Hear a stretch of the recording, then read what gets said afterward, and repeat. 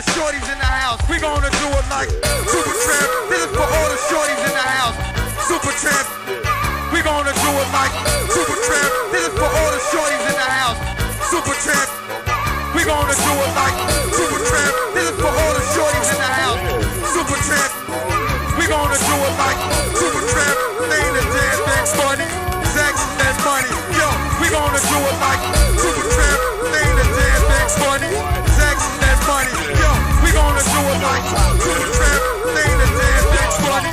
Sex and money. Yo, we gonna do it like Super Tramp. They ain't a damn thing funny. Sex and money. Yo, we gonna do it like Super Tramp. This is for all the shorties in the house. Super Tramp. We gonna do it like. You already know why. If the girl ain't on deck, then neither am I. See, my girl moved away, so I'm back on the prowl. I used to front on you then, but what's happening now? You're unavailable, and I'm looking for something suitable. We can battle and see who's more beautiful. Either way, we have mad fun spending time that's recoupable. Cause all these girls are super. I'm all sprinkle one honey, next one come running. The way this shit be happening sometimes it's stunning. You tell me that I'm young and I should just be having fun and not be getting too serious, but that's something else I don't know. You might get serious, yo. I don't be bullshitting when it comes to hello. I'm young Hump, the one that cross the street so I can meet you. I could be your lover and your teacher. Baby, I'm a Super Tramp. They ain't a damn thing funny.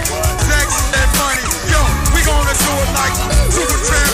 They ain't a damn thing funny. Sex and money. Yo, we gonna do it like Super Tramp. They ain't a damn thing funny.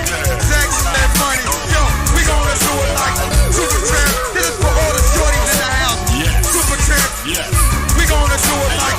Ain't nothing new to have an ill movie star roll up on me like she want me. I'm fly that night. What up, love? All the above. I take my time with it, right? And we ain't supposed to say too much too soon, but I might. That's me. Super Tramp saying poetry for the first time. Notch up in the spot I see. I ain't bragging or flaunt, but I can have what I want.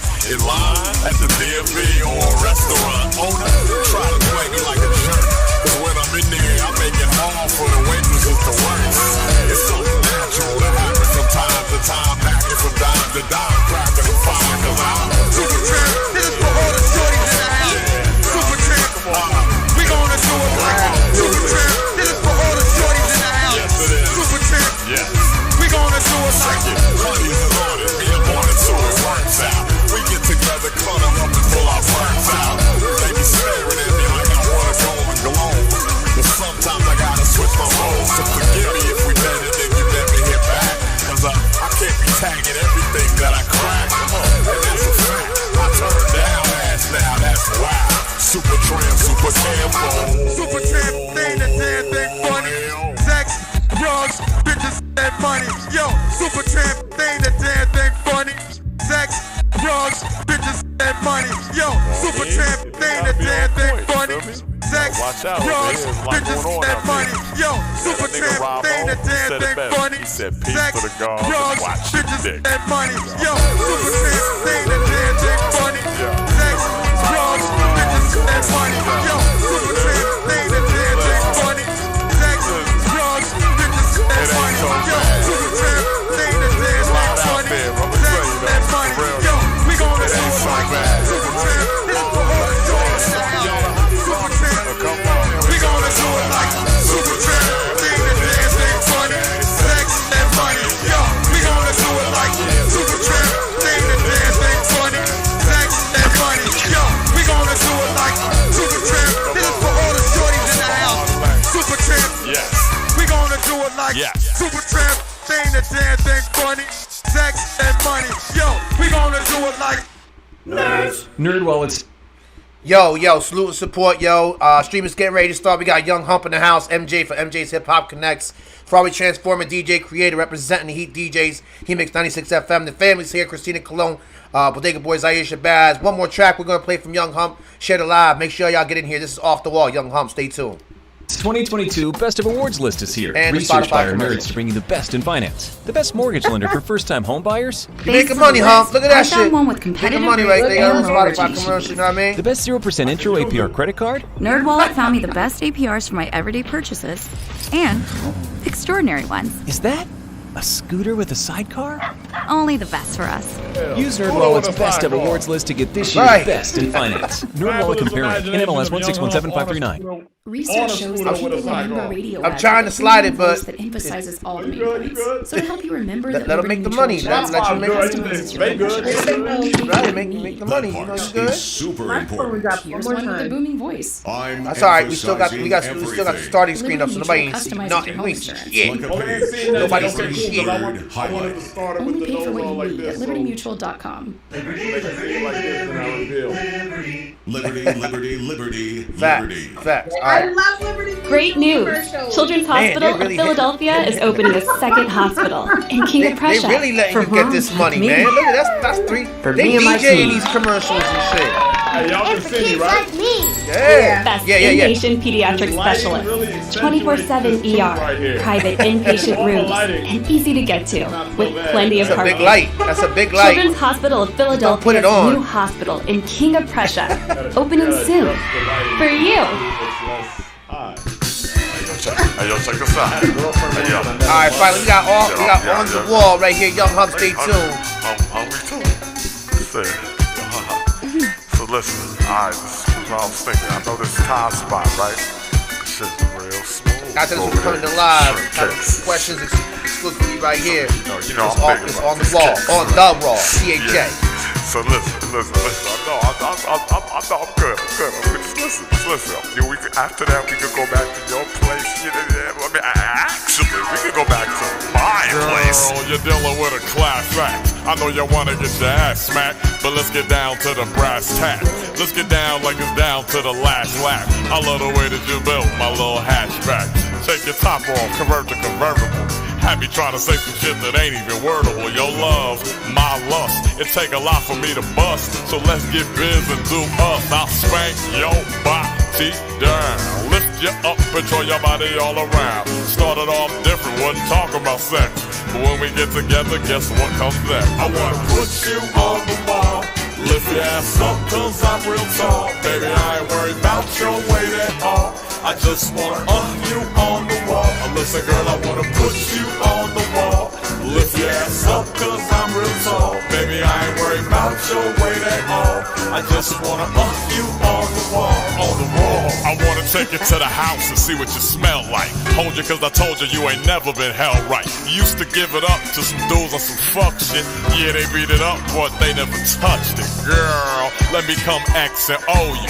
Talk a little shit about the sex and show you. Soon as your man Hump gets to know you, you'll no longer want none of the rest to roll through. Nah, them niggas, they can't do what I do. They ain't gonna pick your ass up. And I ain't talking about a car. I pick you up by the fucking minibar. Facts, you know it's true. It's the type of wild shit I do. You know I lift your thick ass up, take you over by the mirror like, look this us. And I'm a skinny nigga, but I'm much stronger than I look. Don't be thinking I can't lift you. You ain't got no reason to be shook. Stop playing. There's no reason for you to question me when I say I'll pick your big ass up and you on the wall. Baby, you be on the wall. Promise you ain't gon' fall. Good. I'ma put you on the wall. Heat DJ. You ain't gonna fuck with. Hold on, I got you. Yeah. So I just want you to trust that. You know what I mean? Just let your body go loose. Just let me move you around. I got this. You know what? I wanna put you on the wall. Lift your ass up, cause I'm real tall. Baby, I ain't worried about your weight at all. I just wanna up you on the wall. Listen, girl, I wanna put you on the wall. Lift your ass up, cause I'm real tall. Baby, I ain't worried about your weight at all. I just wanna up you on the wall, on the wall. On the wall. Yeah. Y'all mean, so look. I'ma sit you up on the sink in the bathroom, right? Yo, check this out. Yo, check this out, listen. Yo, check this out, listen. I'ma sit you up on the sink in the bathroom, right? Cup your legs around me and shit, put my hands on the small of your back. Yeah. I'ma hoist your ass up and take you into the other room where the bed is. But before we get to the bed though, we gonna stop right in front of the mirror. Stop you right in front of the mirror, and I'm gonna look at y'all and be like, hey, look. And you gonna look and I'm gonna look and we gonna look at the same time. I'm gonna whisper in your ear, this is us. Yeah, look, this is us. You feel me? Feel me? DJ Creator is about to blaze up the radio syndication airwaves with another exclusive banger. And we about to do what we like to do. We about to get it though, you heard? This is how you supposed to sound. You gotta keep listening. So keep it locked. Heat DJ. Yo, heavy salute, support. It's your guy DJ Creator right here, the Ferrari Transformer representing the Heat DJs, HEATMIX96FM. We got an exclusive interview today. And I want to say shout out to everybody that's tuned in. Universe Wide, you know we got the Universe with us. Universe Wide, everybody that's syndicating with us, we appreciate you. I'm gonna introduce first. I want to bring up Christina Colon, my co-host. How you doing this evening? Everything good with you? Can you hear me all right? Yes, I can hear you. Okay, facts. Everything's good. Okay. I was just wanting to introduce you, official co-host HEATMIX96FM. Thank you for being with us once again on the show. Yeah, man.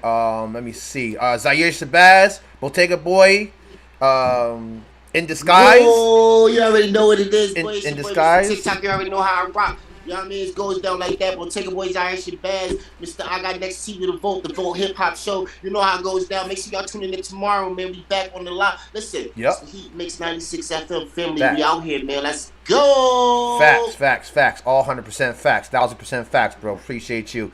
So that's Zaire Shabazz. How do you keep a straight face? I'm trying not to. How you can keep it though? Listen. This years of doing this. It's helping. Trust me. I the whole time off the air got me ready for this. I believe. Next person you actually hear now, I want to introduce is MJ from MJ's Hip Hop Connects, 4-time award winner, publicist of the year, national and international writer, publications, magazine, blogs, social media manager, radio syndication, booking, CEO of Hip Hop Connects, MJ. Thank you so much. She's a publicist for Heat DJs. Thank you for being here with us, and thank you for bringing our guest on today. Of course, I'm excited to be here. That looks like he's still in position. I can't even. Yo, I just brought the camera up. How long has he been that way? All right, all right. Let me see. Thank you, MJ, for being here, and I know you. Of course. Our special guest coming on here with us today really took me by surprise. I got a chance to listen to. You guys got to hear 2 tracks from him today, coming on to the live, and I was listening to off the air. It took me from like 2 o'clock in the afternoon to like 4 o'clock in the afternoon because I had to stop, and I'm like, man, this sounds like somebody's really familiar to me. It's my guy, Young Hump. What's going on with you, man?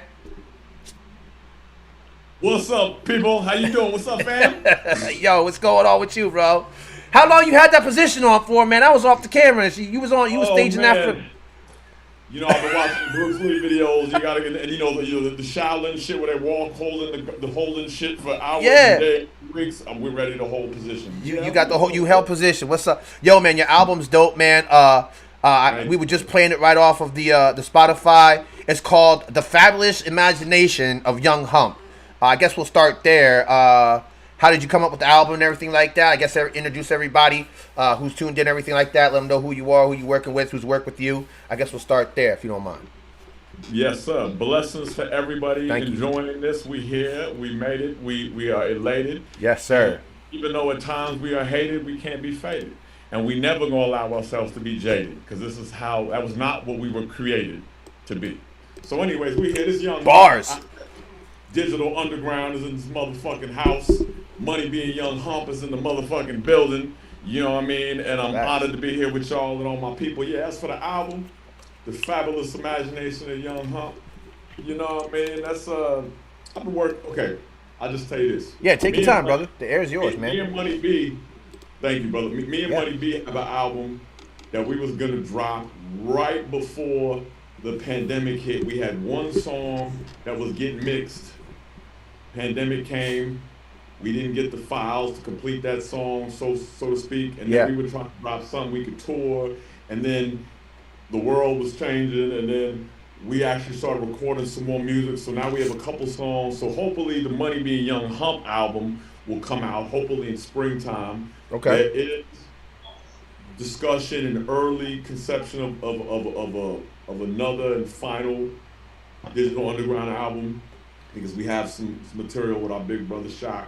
You know what I mean? But so my project that the original, yes, so we get into that. But I'll say the original plan was the Money Being Young Hump album drop, and then we drop a solo. Mun has a book.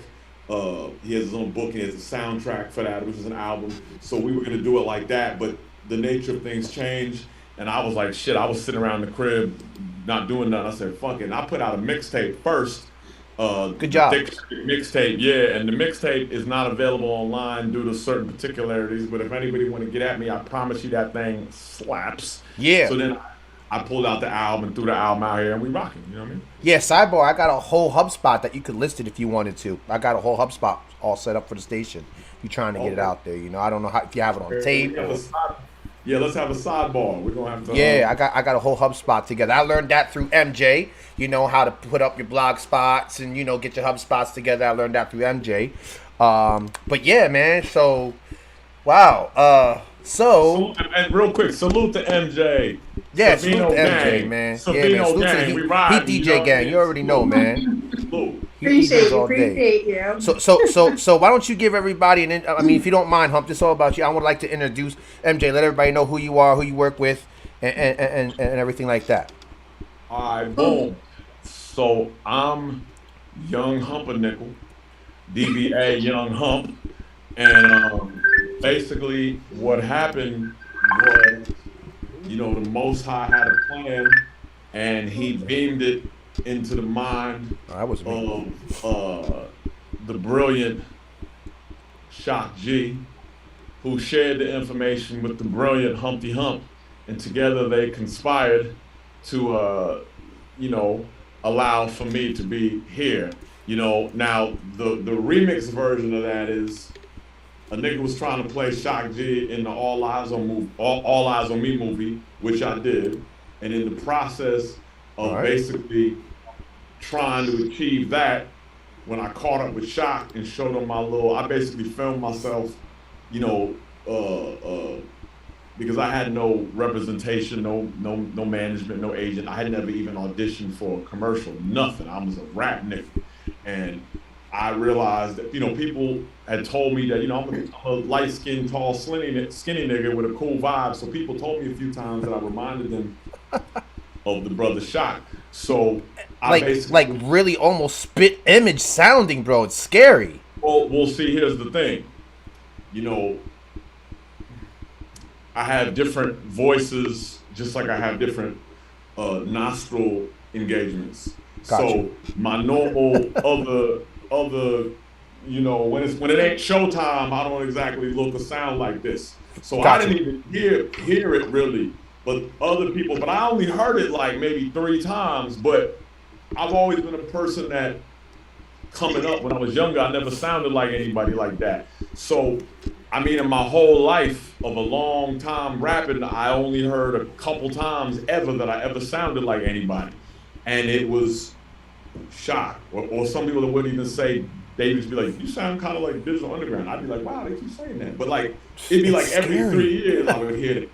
And shout out to my brother Chop Black from the Who Riders, was a big part of that. That's a whole story, but I won't go through all of that because it's like a 5-minute story. I'm long-winded. I'm gonna tell y'all that right now. I'm a little bit long-winded. But it's all right. It's all right, bro. But I tell you what, I try to. I feel like you gotta do that breathing exercise for the craft, man. For the coach, you gotta get that breathing exercise, brother. Right, and I feel like I'm here to balance out all the artists with one-word answers. That's what I'm here for. I balance them out. So, I'm a Virgo. Fun fact, Shock G a Virgo, Humpty Hump's a Virgo. Wow, this is yeah. Shock G's a Virgo, Humpty Hump's a Virgo, Money B's a Virgo, Sophia's a Virgo, Cletus Mack is a Virgo, and Young Hump is a Virgo. Wow. So Digital Underground is low-key digital Virgos. And we got Virgo conversation for weeks. And for weeks and weeks, you know, Pac was a Gemini. DJ Fuse, I believe, is I forget. I don't want to say. Shout out to the DJ. MJ, are you saying you're a Virgo too? No, MJ I'm a Gemini with Tupac. Okay, that's right. Talk about I'm it. a Gemini with Tupac. Air sign. Yo, you know what's funny? We recently. I'm a Libra. That's right, Libra gang. You coming right? You right in on. I'm a Cancer. I'm a crab, so you know I'm a water. Okay, that's what my father's a Cancer. We in the building. We in the building. I was saying, yeah. The funniest thing was we just in November we filmed Drink Champs, Nori and EFN, and we had a discussion about the signs, and I brought up the fact that it's low key. Virgos and Gemini is the real like, particularly in the arts, because it's like this. Yeah. They, Gemini, y'all got Prince, and y'all got Pac, and y'all got Andre 3000, and y'all got you know, we got Michael Jackson, we got Nas, we got, you know what I mean? So it's we got Dave Chappelle. You feel me? So we got some things, but I know the Virgo shit better. But anyways, long story short, getting back to the story. Like I said, cool, I'm man. Zany. My mind wavy. I fuck with it, bro. I'm with you. Yeah, my mind moves like old 30 bastard hands. I should be like all over the place. We just have the Woo Wednesday on here, man. Shout out to the whole Woo, man. Yeah. Oh, please. If we're truly friends, invite me for a Woo Wednesday. Okay, got you, bro. You see that? We're working on it. Yeah. Yes, sir. I got all the Wu-Tang shit. I don't know anybody know Wu like me. But anyways, I would love to have you as a special co-host and panelist for it, man. I'd love to have you for on. Woo Wednesday, I would love it because I talk to MJ, see what we can do about that. Yeah, man. Oh man, please, yes, I love to chop it up. As much as possible for the Wu-Tang. That's my favorite shit ever. It's my favorite shit. But so yeah, anyways, so long story short, people was like, so once they made the Biggie movie, I was like, well, they're gonna make a Pac movie, right? So I was like, damn. And then I just fantasized. And imagine if I played him in the movie. I'm driving down the street one day, the Humpty Dance comes on, just like the rest of us. We've heard it a million times. And I just who hasn't heard the Who hasn't heard the Humpty Dance? Right? Yeah. But what I never did was I never tried to impersonate the voice.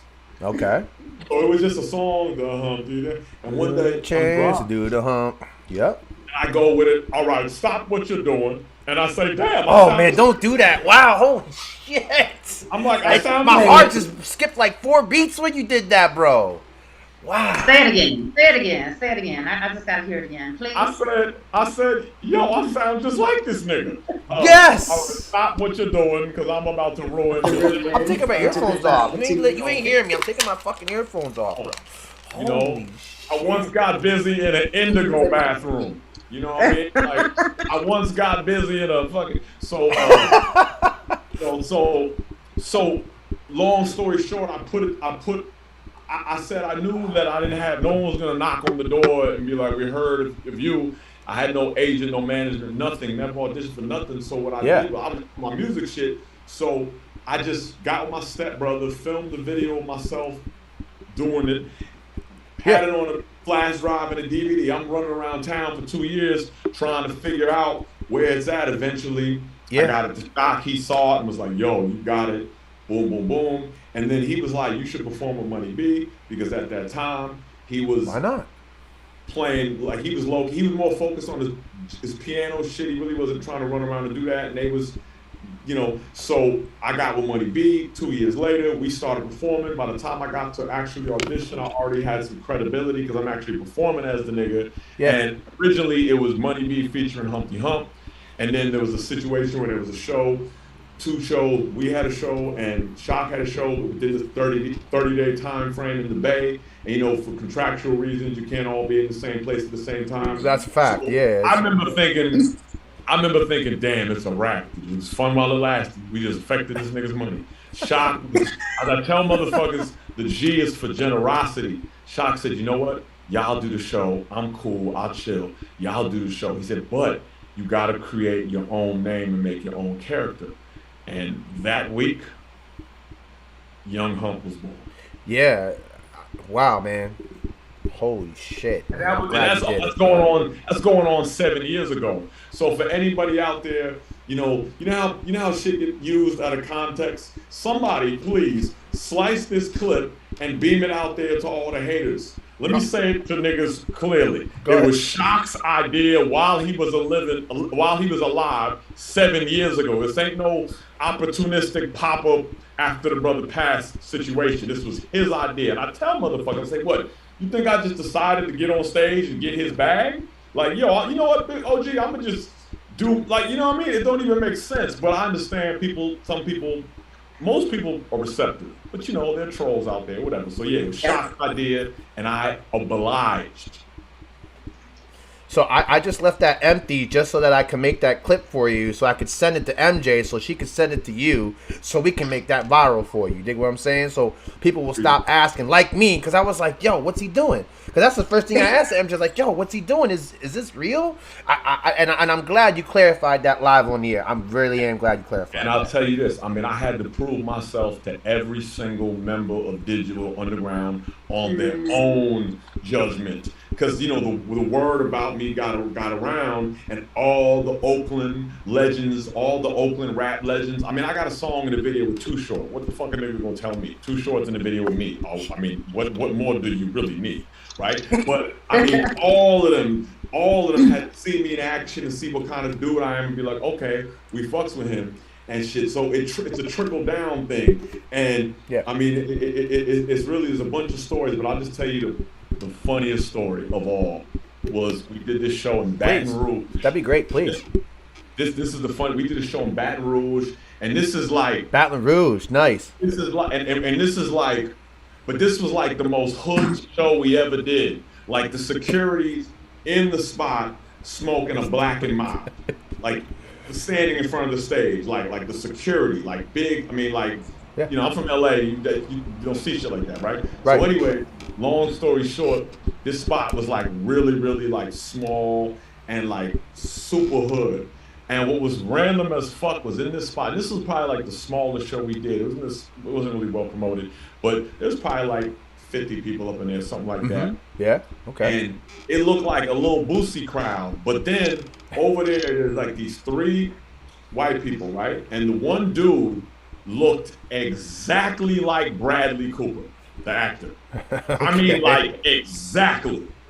All the impersonators coming out? Like, what is this? Right. This is the funniest shit. He's in the crowd, and he's looking at me the whole time like this, like, he's not moving. He's like, and as each song goes on, he's like, I can tell he's just not, and he's standing, and everybody else is like, and he's just like, so then he starts looking to his friends like, unbelievable. And it's like looking at Bradley Cooper in the crowd, like hating on you. And I'm in the middle of rapping, and it was just bothering me. And I lost control in the middle of the song. I snapped, and I just leaned over and said, look, man, this was Shock's idea, all right? Shock asked me to do this. I said, yes. What do you want me to do? And I realized. So you get this a lot then? Yeah. What you say? So you get this a lot then? Well, not a lot, just a little bit. But, a little something. Okay. Increasingly less because people see what it is and see the company that co-signed me, so they sort of. But this shit was funny. I'm leaning over, saying him off the side of the stage, and this voice in my head goes, "Why are you sticking your face out like that? This motherfucker could pop you in the nose right now." Right. So I said, okay, I have to never address it like that because I wasn't getting aggressive. I was just like, look, man, I'm telling you, but I'm leaning down, and I'm thinking, like, he could have been like, you know what I mean? Like, so anyways. Right. But you never know what anybody's capable of. You that's second. Right. Bradley Cooper, A Star Is Born. You know what I mean? And it was looking like, but yeah, so, but most people, you know, even Money B's brother, you know, Cullen, who invented the Humpty dance with Shock, but pretty much him predominantly, like Shock finessed it, but he invented it. Right. I was gonna say, he told me about 6 months ago in a hotel room in Austin, he was like, look, I'm gonna tell you, when I first heard about you, I hated you, bro. I thought it was the stupidest idea, and I gotta tell you, when I finally saw you, I was like, this nigga's dope. And then I started to like you more, and now you my motherfucker. So there's a lot of that, you know. Fortunately, I love what I do, and people are receptive to it, and you know, people that support. are a blessing to me, and I'm always That's going to great. deliver. That's one thing I'm going to do is I'm going to deliver. You know what I mean? That's great, brother. What a nice. As you're telling your story, I could actually feel myself in the crowd with you going, "Look, man, I already told you this is Shock's idea." Like I could see you in the crowd, right? I'm like this. I'm like, "Look, man, look." Yeah, I could, and I'm standing over here like. I can see myself going, oh shit, he's gonna get popped. Like, you know what I'm saying? Yeah, I said. Oh man. I had a man. conversation with Money B, and he was like, "Look, bro, you can't let any of that shit." Gotta be careful. Because I was new to the game. But see, what's cool is a lot of people run up on me, and they'd be like, "Yo, I know who you are. I know what you're doing, and thank you for keeping it alive." So I get way more of that. I get $20 to one random little bit of some saltiness, but those people are just troll people anyway, so just keep it moving. That's a big fact, man. Well, I appreciate you I coming will never on. look at Bradley Cooper the same now when I see him. Ever. You see him when you're gonna see him with two gloves on because Young Hump said that he was too close, and in his mind he had a boxing match when he really didn't. So it was so funny, and so he was wearing a white like a button-up shirt. Yeah. And some black, like he looked like he didn't even how he ended up there. Like he was wearing some, like he looked like he had a suit jacket on, took it all in a white long button-up shirt. So he's standing in the crowd, sticking out. He's one of 3 white people in the crowd of 50 niggas that look like Lil Boosie. So he's already standing out, and he's just looking at me, and everybody's smiling, having fun. There's rap music and shit. He's looking at me like, not moving. Hilarious. That's funny, bro. So that true story though, right? You couldn't make this shit up as you went, right? True stories. No. Yeah, for real. Wow. Oh man. So all right. So I wanted to bring on. I actually had a couple questions lined up here for you, but I think you almost answered a whole lot of them just by telling us exactly. So you're from LA originally. That's what you said, right? You're from Los Angeles. What part of LA are you from? West LA. West LA. Okay, cool. So I guess what I want to do, actually, I wanted to say thank you again to MJ for bringing them on. I'll have you let everybody know where who. Why don't you do it right now, quick, before we get into questions, MJ? Let everybody know who you are, who you work with, everything like that. We'll move on to more questions with Hump. Sure. So I'm MJ with MJ's Hip Hop Connects, 4-time award-winning publicist. Yes. International. Oh my God, this fucking phone. National. I can't cut out the edits in the middle of the drop though, but I'm trying. Oh, I'm not on the curse. No. So no, I'm talking about the falls. I'm gonna try.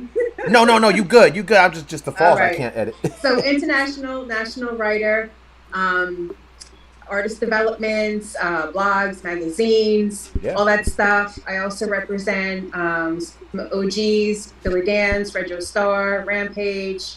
Drez from Black Sheep, See Knowledge from Diggable Planets, Arrested Development, MC Shan when he's good to go, and Special Ed. So a little bit of everything. To all the listeners, I just want everybody to just the first name she named, she said Billy Dance. Yep. I'm gonna just say that one more time. She said Billy Dance. Billy Dance. I don't know if everybody grasps that, what that really means to me in my soul. That just, the emojis popping off Billy Dance. Cause shout out to everybody else and to love all them and Fredro the homie, all that. But she said Billy Dance though. Do you want that? For those of you that don't know, that is Mr. Annie Up himself, right? One half of the iconic Brownsville Never Ran No Will Icons MOP. That I just made a playlist. I just spent 2 hours making a MOP playlist for myself on Spotify. Oh my God! Of just MOP. Do you have his new music? Because I'll be more than happy to send it to you. I would love it. I actually have been watching the videos. I got his new track. So I watch the videos he posts. Like I love what he's doing, and well, we got the new track that you sent to us, MJ, which was the newest one, was a single, right? That was the yes, that's the newest one, and I got to tell you really quick, he is one of the most down to earth people that you will ever meet. Like he is the complete opposite of his stage, persona. Complete opposite. Yeah, we get on the phone and like, we'll take care of business first, but then we're on the phone for hours. Like, let me tell you what my kid did. And then he's like, well, I can top that. Let me tell you what my fucker did. Like he's so down to earth. He's one of my favorites definitely to work with. Let me add two things to this that you'll appreciate the depth of my, like, because I'm one of the people, I love a rapper, I go in, right? I've watched the MOP Straight Out of the Projects thing that's on YouTube. I remember my man had it on the DVD or VHS back in the day, and I saw it. But once they put it on YouTube, I probably watched the shit 5 times. I watched it probably a month ago, so I'm very familiar. But one of the things that I love is I'll never forget when Annie Up was in its peak. I remember they went on MTV, and they were. So we hear MOP, Annie Up. Right. When he was speaking, it was the first time I heard him speak.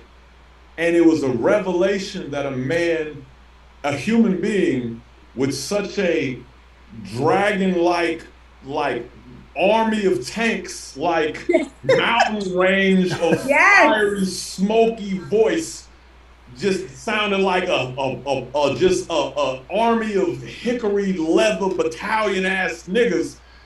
When he's speaking, boy, he's like, yeah, no doubt.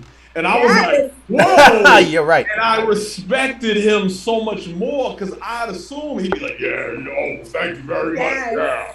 He don't, like, I was like, damn. And then I'm a researcher. I'm sitting up watching my man DR Period, who produced Annie Up, who produced Spoken Language, who produced a bunch of classics. Hey Ma, Ron. Anyway, salute to him. I was watching your man Crazy Drazy from Das Effects has his new podcast, producer podcast. He stole the greatest name. It's like no one had that name, the producer podcast, and he grabbed it. It was incredible. I've been watching like about 4 of it, and he did one with DR Period, and DR Period was just talking about how many times they would, like, to build up to that level, Fame and Dance, to sound like that. It wasn't just walk in and like you gotta Right, exactly. Fire and squad, all that crazy stuff. Exactly. I love them niggas to death, man. I love them. Exactly. Yeah, when I set up interviews for Dan's, it's funny because sometimes, the hosts are a little intimidated. Like, wow, is there anything I should know? Like, they're just really intimidated because of what they see, and then they just get this huge teddy bear. I was intimidated having Young Hump come on because of the way he sounded just like him. I was like, oh shit, this is like crazy. Like, when I told everybody I was like Young Hump, they were like, what? I was like, yeah, he sounds just like Humpty. It's like, oh man, let me hear. Boom, played the music. They were like, holy shit. Like, we all was like, oh shit. But talking to you is so great. This is great conversation. But MJ, thank you so much. And anybody who's ready for the interview, you can bring them on anytime with you and stuff like that. We appreciate you, man. Thank you. Likewise. Man, so Christina Colon, I guess we'll ask a few questions and we'll play a couple more tracks if that's all right with you, Hump. Got any questions for Hump? Yeah, I'm gonna ask a question, but Creator, check your messages, please. Okay, got you. You got in trouble. I hate when I hear that. You know what I'm saying? But did I cuss too much? Am I saying? No, you're good. I cursed more than you. No, you good. No, you good. No, we're syndicated network. We're good. Oh. Yeah.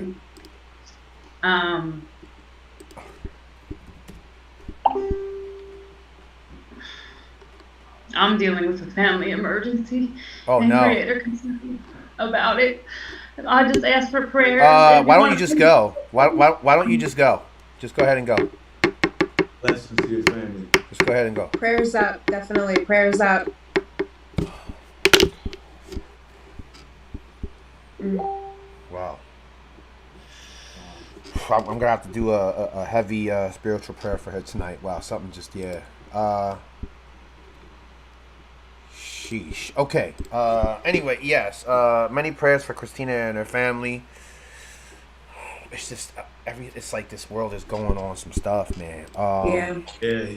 Healing vibrations and love to everybody in this world, and I can't see how she kept it together that long. She is so dope, man. Wow. And I will say this as a I'll just tell something right now that I think might be inspirational because we all need these moments. So it was on November 7th. I was very, very, very, very, very, very, very, very, very happy to go see Raekwon and Ghostface and the GZA perform in downtown LA. It was the first, live show that I'd been to since before the, pandemic. I mean, I performed a couple times during the pandemic, but besides myself. And, as I've expressed my devotion to the almighty Wu-Tang Clan, to say the least, it was the best thing, and I had the best time, and it was crazy because it's called the Three Chambers Tour, and they were like the middle through, and then out of nowhere, boom, I believe it was Ghost threw up all the rest of the tour is postponed, like all of it, and I was looking at it, and I was like, damn, something happened because it's three of them. And I was like, I believe thought about it, and I was thankful that I saw it, but it was like a few shows after, and I was like, man, something happened because for all three of them to cancel it, that's a lot of bread. It's a lot of bread. And coming after, a year and some change of not gigging, that bread is all that much more essential. So I'm like, damn, it's something heavy. So long story short, I didn't know what it was, and then I heard via somebody that was connected to somebody who was an opening act in one of the other shows that Raekwon's mother had passed. Rest in peace. But it was no official word, it was just, and so I wasn't gonna repeat that, it was just what I heard. I literally didn't repeat it to anybody. Long story short, it was Raekwon's birthday yesterday, and he hadn't posted since December or November, he hadn't posted during all this. And that was the thing, I at a certain point I thought it was Ray because I noticed he didn't post any, GZA and Ghost posted the postponed show. Ray wasn't posting shit. So I was like, maybe, my intuition said maybe it would be, because typically Ray is the one that would be more social media active than Ghost is. So long story short, I'm sorry I'm long-winded, but I'm just bringing. No, you're good. You're good, man. You're good. Yeah, the point for this, the reason I'm saying all this is that yesterday was his birthday, so today, he finally posted and he was like, I want to thank everybody for the birthday. And it was a difficult time because many of you don't know on December 3rd, his mother passed. So he broke the silence on it. And the show continues. So us continuing the show in the spirit of, in these difficult times and losing people, right? They would all want us to continue on and to keep having fun and to keep rocking and to keep giving people things to get their mind out of how difficult it is. So I just wanted to share that with y'all. Yeah, man. Appreciate it. Her family. Yes. Yeah, shout out to the whole Wu movement, man, and shout out to Raekwon and everything like that. And it's trying times, man. These are just all trying times, very, very testy waters, very, very, very unknowing circumstances. Everything's just, feels like everything just went poof right into the air, and I'm like, let's see who catches. You know what I mean? So, many blessings going out to Christina and her family and everything like that. We will definitely pray for you at HEATMIX. And we just had, another brother had an emergency too on the panel. It's here. It's just that we gotta get through it, and we'll get through this together. Okay. So I want to ask you a few questions. So since you were saying it was so new for you, I think it's actually a really good question to ask you. I guess if you don't have it, that's okay too. But if you have it brewing right now, what's your 5-year goal in the industry?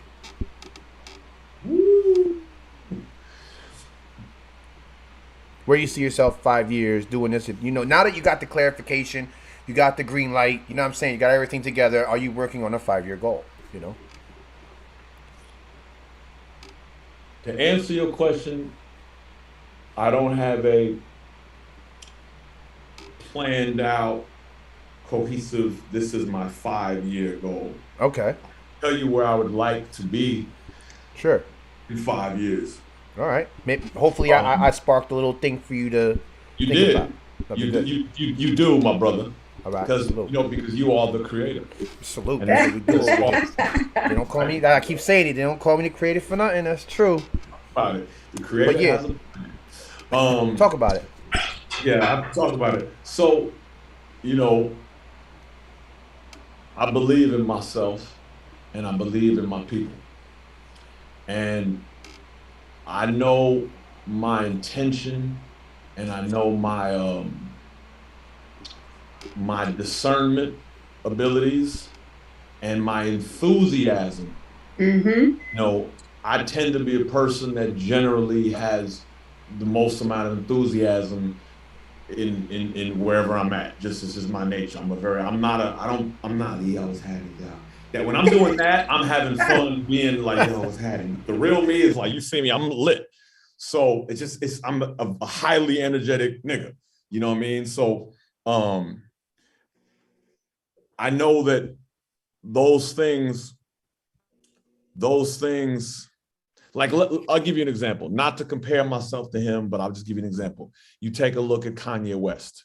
He's passionate, he believes in himself, he's very enthusiastic. The three things that I just described about myself that I feel like are my strengths for my 5-year plan are what we've seen that man in particular take it to the level he's taking it. Okay. You know what I mean? Because, you know, that man is an incredible, brilliant artist, but not taking anything away from him. Like, he's phenomenal in everything he does, but he's not the greatest rapper, the greatest producer, the greatest fashion designer, the greatest shit talker. Right. Yeah. But he's eclipsed everything moving in hip hop because of the other things. So me being a person that has those qualities, and I just throw that for the people so they could kind of, not just y'all, but thinking for the listeners that could be the viewership, to kind of grasp what I mean when I talk about certain qualities.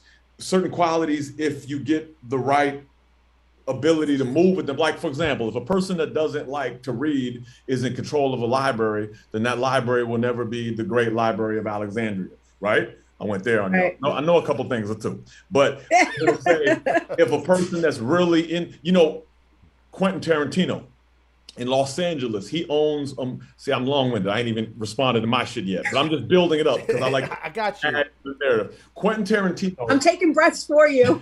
I know, right? Thank you, You know MJ. what I mean? The hyperventilation, I can feel it, brother. No, I'm charged by the enthusiasm, what I'm saying, because you asked me this question. I'm glad that I sparked the interest, though, you know, get that pen out and, you know. For real, because so many people just ask me, what is it like to know these niggas and be with these niggas, and what was it like to fit it? I want to know what you're going to be. I'm not worried about these guys over here. I'm worried about you. So I'm going to and just to complete the thing, I'll say this real quick. Quentin Tarantino in Los Angeles owns a theater called the New Beverly Cinema. This theater only plays movies in original 35 millimeter print, right?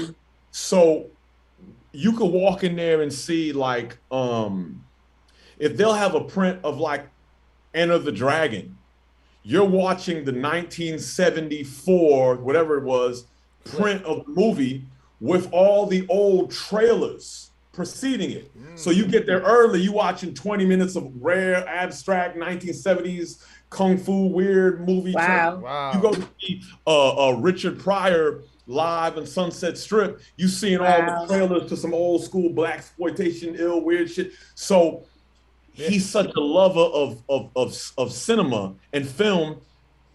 They have double headers for $8. You can go in there and see 2 movies, like you can go see Die Hard on Christmas night for $5. They sell popcorn for $2. Good. Like, because he don't need the money. He's like, here, let me return my love to the culture of cinema lover. I don't need, nigga, I'm good. Let me make it on the low. When Prince died, that's great. The next day they played Purple Rain. Ain't none of these motherfucking theaters throwing Purple Rain on the big screen the next day. That's because Quentin loved that shit, right? I'm that type of dude. I think about getting money, and I think about having a statue of motherfucking Jay Dilla delivered to Detroit. Like, y'all figure where you're gonna put this, because you niggas should have already did this. Why am I doing this? But I got the bread here. Deal with it. Like, that's just how I think. Right. So I want to position myself so I can contribute, because there's a lot of things that aren't done that, I'm not the only person with great ideas, but I know I got some. So to answer your 5-year plan, what I really want to do is, because it's not just about money, it's about having resources and finances to accomplish. Like the joke is, a nigga don't want to sit on the fucking beach drinking Mai Tais, looking at fucking somebody wash my boat. The fuck I want to do that for? Right. I want to be on the boat writing a fucking movie and have a studio in the boat. Come out for a breath of fresh air and then be on the boat. And I'm not, a boat is not my big, but I like a boat, but I'm just saying, I think about the creative things that I want to, we'll call it the Hump and Splash. Talk about it. So, I want to, and what I want to do is I recognize that people enjoy receiving what I enjoy giving. Okay. So I want to be able to control, I want to be able to give to the maximum ability. Yeah. Because like, it's a constant situation. Like, okay, I'm gonna keep it 100 with y'all, right? It'd be like this. Sometimes we'll do shows, right? And we'll do certain shows, me and Money B, and they'll have us on like way earlier than we should be. And I don't mean to be like arrogant, but it ain't a lot of motherfuckers fucking with Money B and Young Hump on the stage. Right. We are I'll send y'all some clips. We are fucking aliens on stage because because to not make it just about, oh, we're so great. Let me just take it off me and Mun for a second. How about this? We the niggas doing Do What You Like. We got silly string and all kinds of like party shit. We just do what you like. We just bugging. So we bring another energy that these niggas like, I fuck your bitch with a pistol in their hip and they just dance. We doing all type. I one time took Scotch tape and taped Money B around on stage. Like we wow. So like, I need the footage on that. I want to post that on the. I need the footage on that. I'll send it to you. I need the footage. Oh man, wow shit. So it's like. It is wild. They put us on duct early. tape or masking tape? Masking tape. I know. I said the clear tape. What I actually did is actually what it was okay. So yes, he was performing Freaks of the Industry, and a girl came on stage. She was dancing, and I taped the two of them together. I'm a legend. I'm what you want me to do? It just I couldn't resist. I mean, it's the wildest shit. But yeah. So it's like. Like when they had the Hard Knock tour and they had Redman and Method Man going on first. Yeah. It's like none of them niggas can fuck with these motherfuckers on stage. It is what it is. Some people come on stage with a different energy and a zaniness and they jumping around. I mean, I got shiny sequins on my nose. Who's going on after us? It don't really make a whole lot of sense. Yeah. But, and I don't mean to say it like that. And plus we performing I Get Around. We performing songs like that. The Humpty Dance, Kiss You Back. It's like, but the point I'm making is, I brought this up to say that if I was the guy I'm working to be in 5 years, it'd be a little bit different. It'd be like, no, we're gonna do you a favor, and we not, shit like that. And just I want to do to articulate it like a step by step. By this point, I want to have this is what I need to manifest on paper. Yes, sir. You know what I mean? Or dream about it. Enter the dream, ask for it, receive it. You know what I mean? I'll tell you this much though. I wrote, registered, and shopped. It's a long story, but the Humpty Hump movie is in the universe, and I have to send you that email, MJ. That might blow your mind, but yes. I don't want to speak. I have a feeling she's hearing this stuff for the first time on the air. That's what I'm feeling. We ain't even really built like that yet, but we've been building spiritually. We've been building like in the ethos. Right. We ain't really like hit the hard like blah blah blah. But yeah, I'll say this. Right. I'm not gonna say it on camera, but a certain household name who makes movies was taking it serious. He had a lot going on. He never gave me a no, but he hasn't wrote the check yet, so to speak. Gotcha. So it's so case in point, put that out into the universe. I just want to be there when it happens. Everything. Say what? I just want to be there when it happens. Come on, Ken. You're going to be in the motherfucking caravan with us. That'd be great, brother. Hell yeah. Mobbing. You know what I mean? Great, so brother. Just try to put shit in place because, I do a lot of different things under a lot of different hats and noses. And so with me. Literally noses. You feel me? And literally what my thing is, I got different noses, you know what I mean? I got more. And so how many noses do you got? Let's talk about that. Like, do you have the whole collection? I have some professional questions lined up, and since we're keeping it straight. Yeah, let's go. But yeah, I appreciate the 5-year question, and I'll be getting back to you with more information. But the basic plan is to expand the reach so that the creative expressions, like for example, you played Supertramp 2. Yeah. Y'all motherfuckers wouldn't believe me if I told you how long that song's been sitting around for. In the 5-year version of myself, songs like that, I send them to somebody that mixes them better than I can mix them, and they come out properly with a video and all this shit. Sure. As opposed to Spotify, under 100 monthly listeners currently, which we're working on, but whatever. Good. But, that's great, man. Yeah. Hell yeah. When you just asked me, I just. How many noses you got? Yeah, I got Just a casual question. How many noses you got besides the one that's connected to your face? Yeah, I think I got about 8 or 9. Okay. And, now, do you make them yourself? You make them yourself, or you get them made? I made maybe 2 or 3 of them. Dope. And then the other ones were made for me by somebody by the name of 40 Ounce Chris, one of the noses. The noses, if you ever see any of the classic pictures of Shock, and there are these 3 dudes with them, 2 white dudes and a black dude, and they all have the noses on, and they all have like fisherman hats and all that. Yeah, They're the noses. And basically what they are is like the way Star Trek has Trekkies. The noses are the die-hardest of die-hard motherfuckers that would come to the gigs with the noses on. And the one dude, 40 Ounce Chris, he's a legend. He didn't make this one. My homegirl Loving Rain made this one, but he made this one, and he made the majority of them. He made the green one that I world premiere on Drink Champs. He makes a lot of, he's a legend. And but here's the funny thing about the nose, make you laugh. No one knows this. Yeah. We love the exclusives on HEATMIX, man. We love it. So whatever you want to let us. So you be on stage, right? See, you know the expression "heavy lies the crown." Right. Me and my wife were actually just talking about that. Heavy lies the crown. It's funny that you're saying this because we just talked about that yesterday. Heavy lies the crown. Yes. That's real shit, right? Wait till I tell her this. It's itchy lays the nose, because that should be itching. Like this one doesn't particularly itch, but the one I had on earlier, that motherfucker itches because the inside is kind of got mangled. It's been through a lot. Been through a lot. And but I'll say this is the craziest shit that no one knows. You be on stage and you going hard and you start to sweat. Water start to snip that will fill in the bottom part of the nose. Yeah. So you get a little puddle underneath man. Part of the nose. So you on stage like, yeah, y'all. So you move and it's like trying to get this in right here. You trying to do the whole what's going on, y'all? It's slushing around.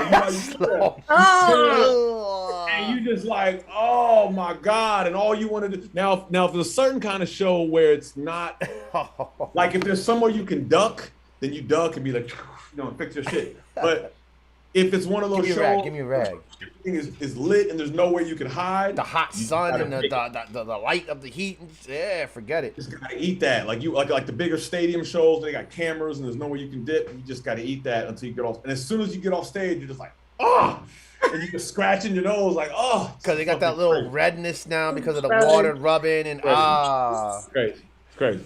That is funny, brother. That I could only now every time I see you on stage, I'm like, yo, I wonder how moist his nose is right now. Bro, them hour shows. But here's the thing, though, is we did a show, funny enough, in Austin,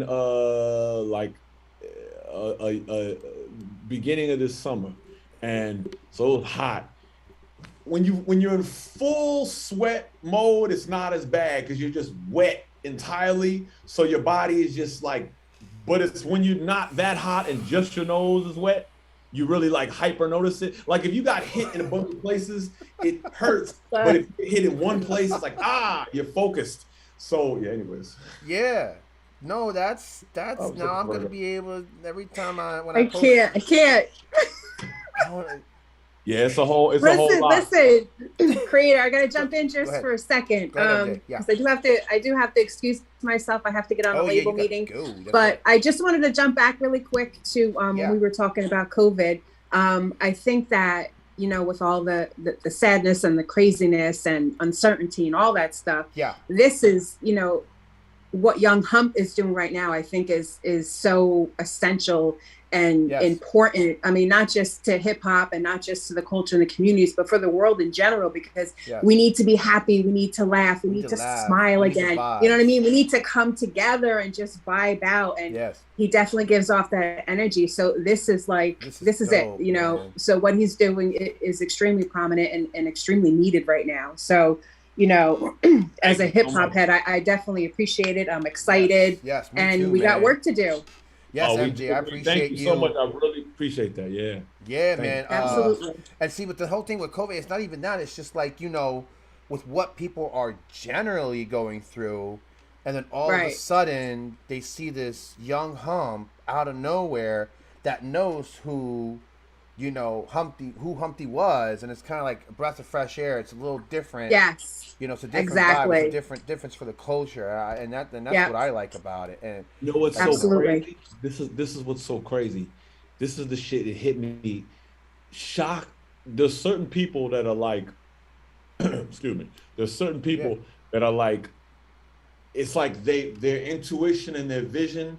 Like I marvel. Like Shock saw something in me, but it's like it wasn't even fully there. It wasn't like I walked in like all stylized, like this is Young Hump. Right. This is like 6 years of evolving into the crystallized. Right. I had to like, you know, work at it and develop. So for him to see what he saw suggest something that became this, but Trip, the brother passes away. Yeah. And it's like he left it in the hands of a capable brother. So it was like here, because I realized, and I've said this once before, that the spirit of Humpty Hump, I'm gonna go real deep into the ethereal realm with y'all, but quickly, not long, but quickly. Sure. The spirit of Humpty Hump. Okay. Bring it in. If you go through history, right? If you go in history, there were periods and times where kings and queens of certain places, a motherfucker be king, and then 2 weeks later, somebody chopped their head off. The next nigga's king. We were then just king 4 months. You're starting to freak me the fuck out, bro. We were just talking about this in our household, right?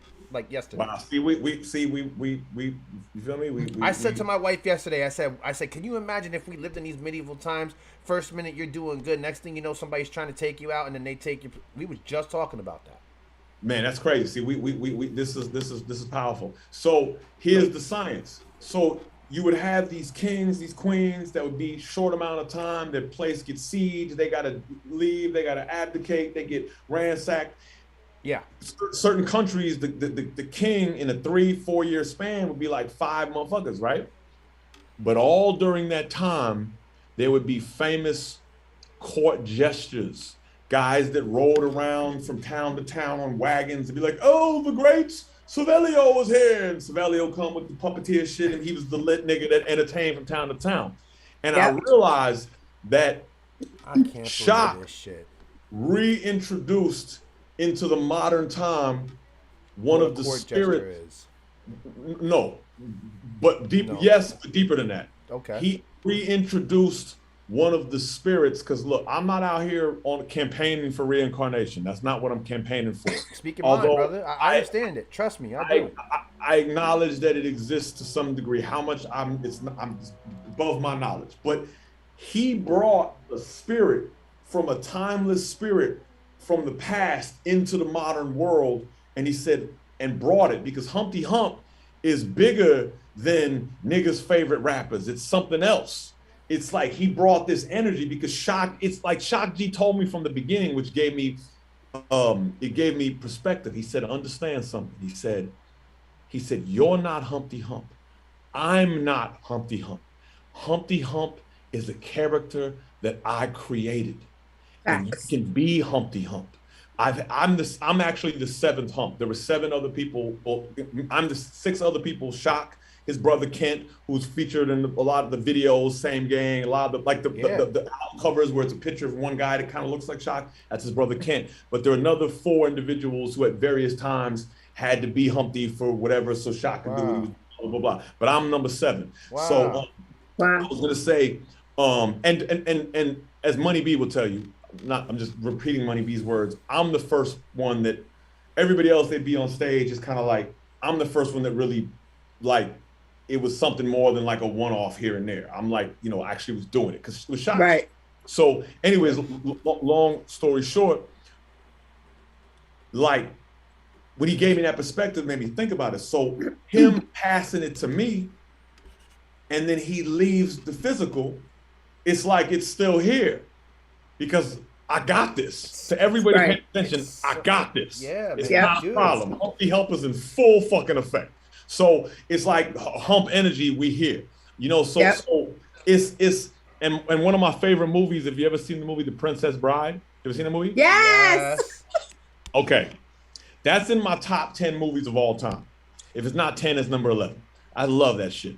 I grew up watching that movie. Yes. MJ, do you understand? I was walking down the street one day and I almost fell over and collapsed when I realized that I'm the Dread Pirate Roberts of hip hop.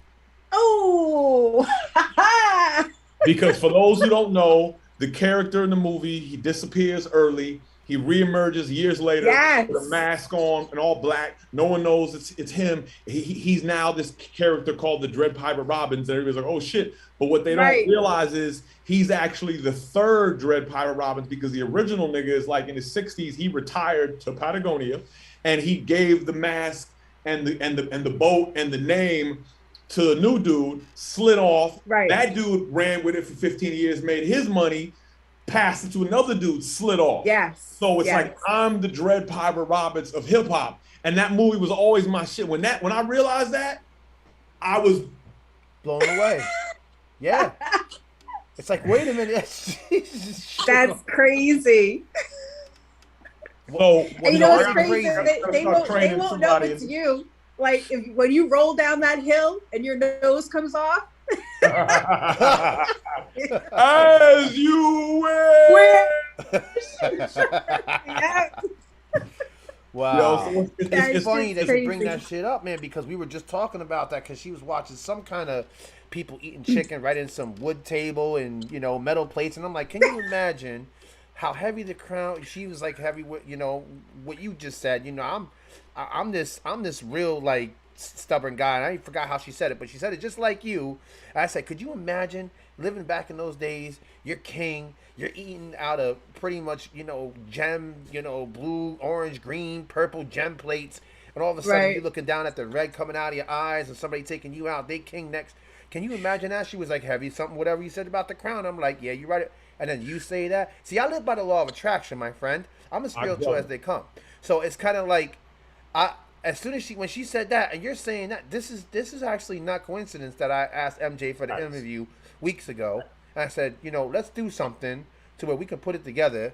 And I wanted to come on because, and then I got to hear the music today. I'm like, send me your Spotify. I'm gonna make it work. I'm gonna see what happens. It took me almost 3 hours to get through the music because it's so. When you say you're number 7, I understand what you're saying about that, on how everything comes back in full circle. That's the best way to say it. Man, you said it, and it's like. My man Count Bass D, he said one time, he's like, he said, you're filling in where you're needed.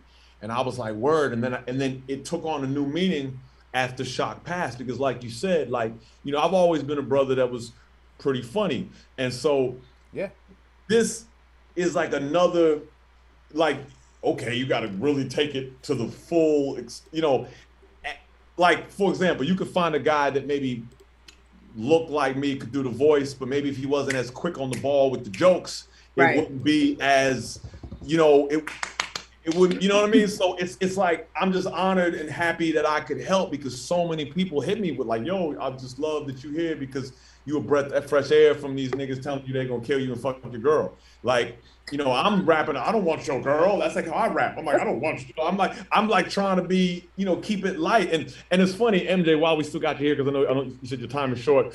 It's so funny because like she's actually overtime. When you play the 2 songs, you played the 2 songs in the beginning, I'm listening to myself, and it's funny to like watch Queens like sit there listening, and I'm talking my movie shit because I'm committed to the role. I got to be on full, like, we going in. And it's funny because I was listening to some of those bars. I'm like, wow. But then I'm thinking to myself, I'm like, any just the way any man has listened to 1,000 trillion times men saying disrespectful shit to each other, women listen to me. Like, I try not to be disrespectful towards women. I'm just, which I'm not, but I just be. You're not. As I call it, hypersexualized. You're not. That's Exactly. Yeah, you're not. Yeah, there was nothing disrespectful at that track at all. Right, at all. Which one? You got women that like want to be away? like lifted onto the sink now. Are we talking about for don't give it real? away? Like, right. Hey, yo, you know what's crazy? That's a true story. I was seeing this girl, and she lived in Oakland, and I was seeing her, and I was taking her to the bed, and I stopped in front of the mirror and said, "Look," and she looked, and I said, "This us." And then we proceeded and shit with her. But yeah, I love it. It only happened one time, but I said, damn it, I'm gonna make an anthem out of it regardless. Yeah, man. I love it. Bro. I love that so track. Teresa says hello from Global Fire Magazine. I'm going to the comments. Tell shout her out to I Dean. said what's up. She's here with us. Tell her I said what's up. Global Fire Magazine. Dean, shout out to Dean. AP Rose. Shout out to T Jizzle from New Gang City. Everybody was checking in and supporting the show and everything like that. From Loyalty Before Royalties and everybody that's in the group chat was part of Loyalty Before Royalties, saying hello and everything like that, and supporting the movement and your music, everything like that. Young Hump. But I love y'all.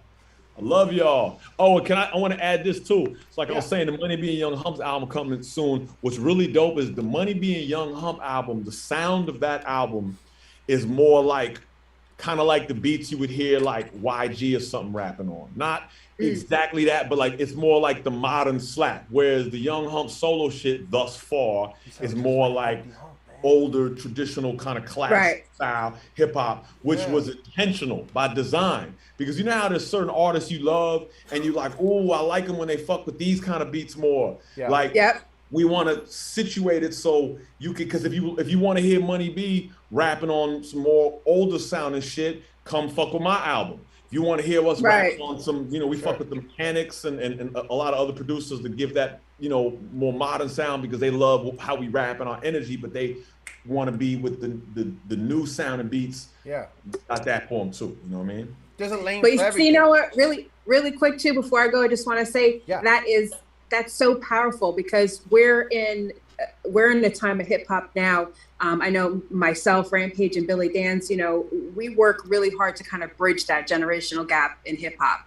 So when you're making music that is gonna have everyone embrace it, the new school and the old school, it's bringing everyone together. And that's ideally what, we want, what we like to see. So kudos to that. Definitely. Yeah, man.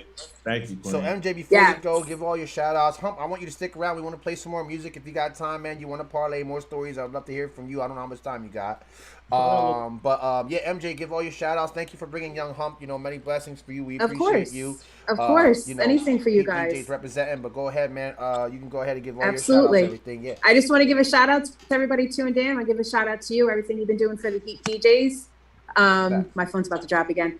And just everyone who continues to support MJ and MJ's Hip Hop Connects. I appreciate everyone. Shout out to everyone on the chat tuning in. I appreciate it. Yeah, we got 'em. Thank you for having me, and bring me back whenever you want.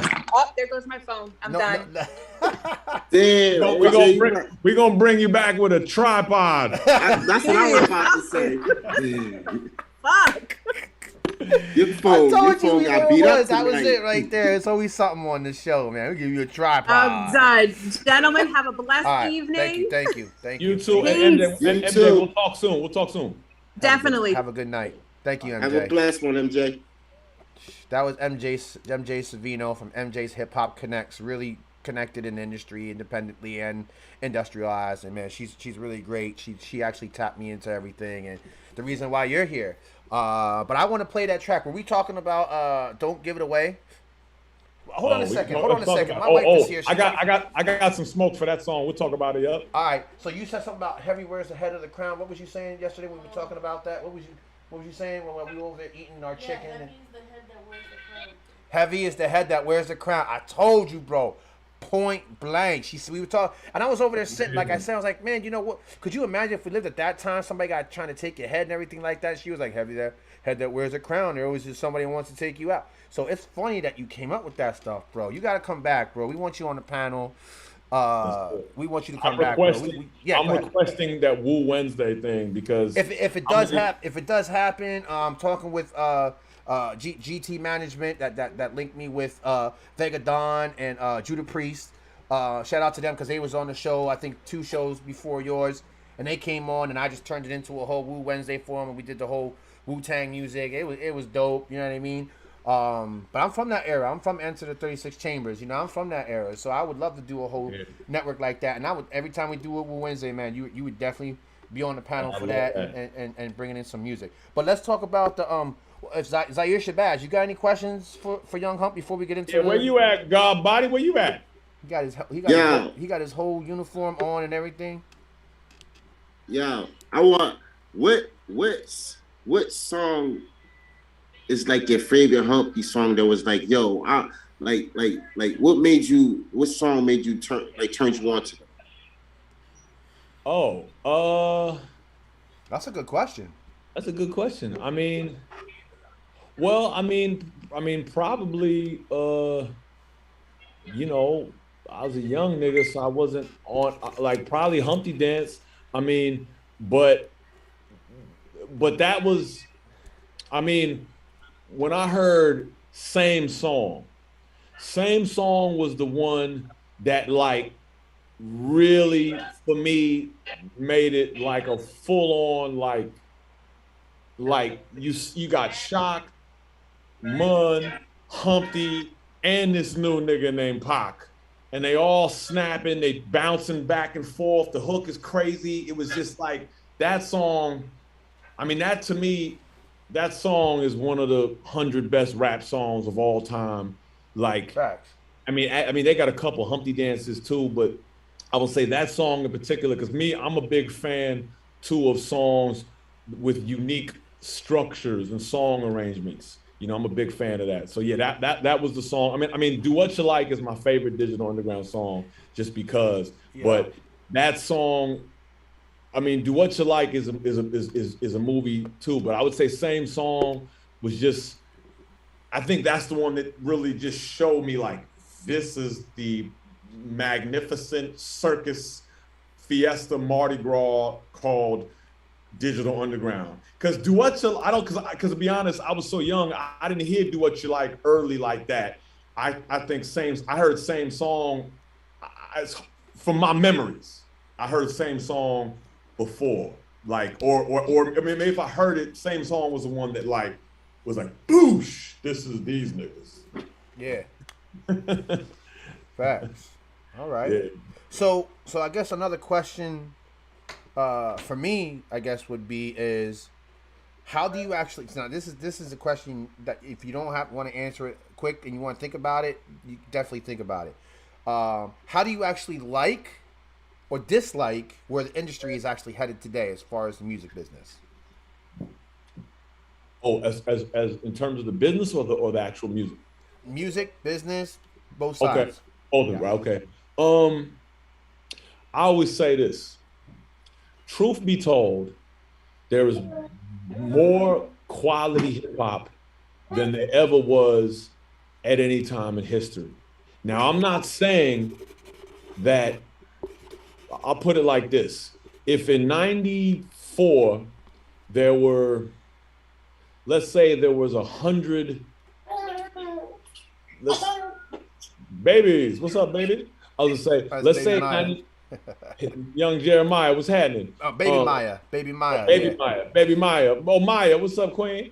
Young princess on her way to queendom.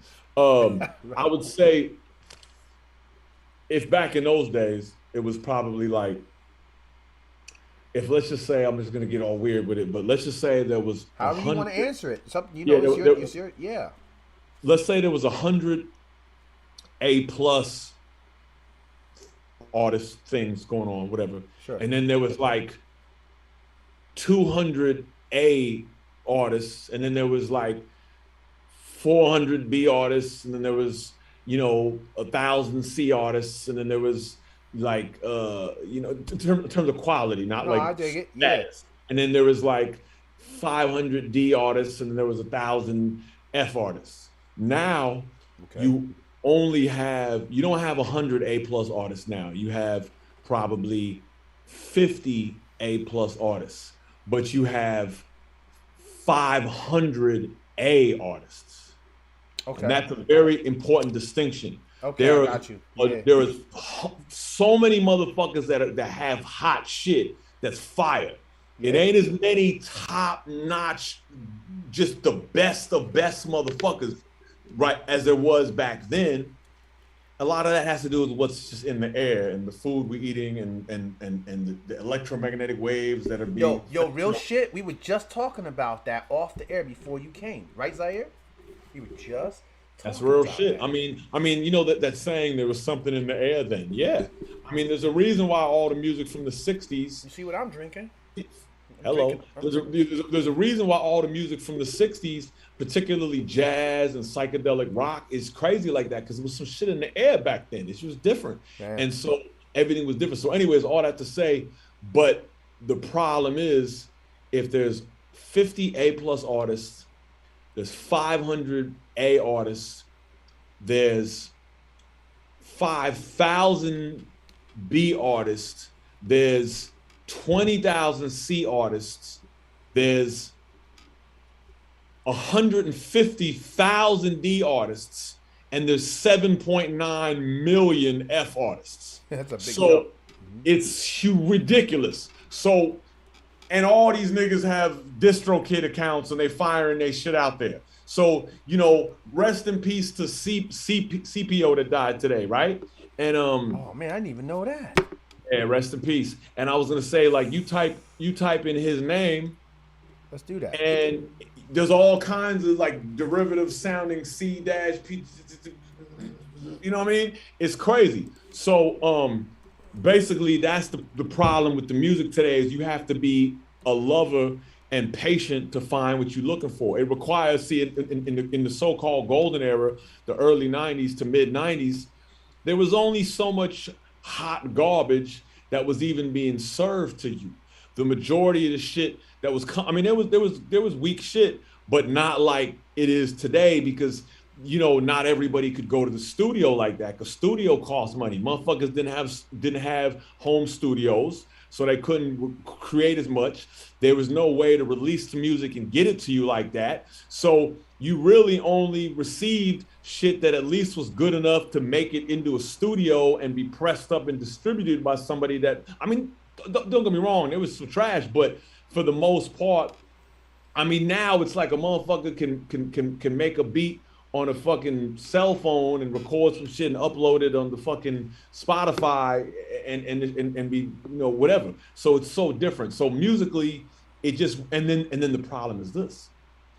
Like, most of the people that are complaining, who are people that are a little bit, you know, older, right? Yeah. Are not digging like they used to. Meaning when you 13 or 14 and you just, you know, you living at home with the folks or whatever, your life is pretty, you know, some kids have stress, but you don't have the stress of like, got to get this money, you got to do this, got to do that. You don't have responsibilities like that. You have more time to explore and find new artists and all that type of shit. You get a little older, you don't. Yeah. So all you kind of receiving is what's brought to you. So if the waters are murky and it's harder to find the dope shit, niggas like, there's trash, and all the media outlets and all the are feeding who pays for what. So a lot of the repetitive shit is just bombing them, and they act like there ain't no fly shit going on, but there's tons of fly shit. Yeah. And so basically that's kind of like one of the main issues with it now. So it's like if you're about it, there's more shit than ever, because here's the thing, motherfuckers, all the old shit, I always tell people, I say this, listen, the old shit is still there to listen to. The way a guitarist today is discovering Led Zeppelin, you can today discover Saphir or Old Slum Village or whatever the fuck. Slum Village, wow, yeah. Come on, man. So it's like on that level, that's how I feel about the music. There's a lot of amazing shit right now, but then here's one other thing I'll throw to this too. You know, they do something called star building, where they like to build stars because the industry is based upon having stars. So now they're a little more in a hurry to make motherfuckers that are good look like they're great. and they speak about certain people that are pretty dope, like they're way more important and way iller than they are. Yeah. And it's like as Raekwon said, he said, you think you're nice? No, you're not nice. Not like that. You're not nice like that. Like you might be nice, but so, and then what creates a problem, because like this, if you tell me that, I'm not going to name a rapper because I don't want anybody taking, but you take a rapper that's cool, you hear his song, you're like, he's cool, I fuck with him, he's a new nigga, that's cool. And then you tell me he's the dopest nigga rapping. I'm gonna be like, bro, come on. And now it's like I'm discrediting this guy because you said he's the greatest ever. When initially I liked it, there's a lot of artists I like. I'm like, he's cool. And then somebody say he's the dopest, that's the dopest nigga in LA. I'm like, yo, fam, he's not the dopest nigga in LA. Now I'm a hater. I'm hating on him because I don't want you to tell me he's doper than, you know what I mean? So so we have a lot of that. So all those things cause conflict and shit between people. And then as for the business, I mean, pimping, like my man said, pimping since pimping been pimping. And the medium, the technology, whatever the exchange, people complaining about streaming, and it's very understandable complaining about streaming, but it's like, it's balanced out by, dozens of revenue streams that were never there when hard copies were taking care of everything. I'm from the mixtape era. I used to have to, make it on a Maxell and get a tape cover, a cassette tape cover done, and I'm from that era, so I understand what you mean by the hard copies, man. The hard copies is what used to matter. You sell 10,000 copies back in the day, you was up there. Right, exactly. Seeing some paper, but now 10,000 don't even get you what, 2 cents on a dollar. Right. But it's like, but meanwhile, so the guy that streams 1 million times that only sees $3,000. No, it's about $1,000. Okay, so $1,000. Okay, so he sees that, but there's a dozen other ways he can get paid that he couldn't get paid back in the day. Right. So you have to look at everything and weigh all things because I don't know. I'm not saying don't fight the fight. Please, my people out there, fight the fight. Let's get us money from these streams. But to be just going on harping about that is energy you could be, using, setting up some other things. Yeah. You know what I mean? So that's how I look at it. So it's an interesting thing. It's a unique time, and the world is changing beyond just, the way, with all the craziness, but just technologically, the craziness of new ways and new mediums and, metaverse and all this. I mean, there's so many ways to get bread that it changes a lot of things. But I mean, me personally, I'm not mad at the industry. The only thing I would say, if I had to say that I'm mad at, but I'm not really mad at, is I wish that there was more of an effort to play more diversity on the radio. Yes. Because and a lot of that has to do with, a lot of artists, they themselves and the people around them convince them to emulate songs that are working. So, which has always been a factor, but never as much as now. So that being the case, I just wish people would say, let's play this, and because everything sounds like it's coming out the trap in Atlanta right now. It don't matter if motherfuckers from LA or fucking Brooklyn or fucking Miami or whatever. All that shit sound like, on the radio, it's all derivative of, whatever. So okay. I hear what you're saying with that. That's a great answer to where you like it, where it's going, where it's headed. Yeah, man. And pardon me, not all, but like 85% of it.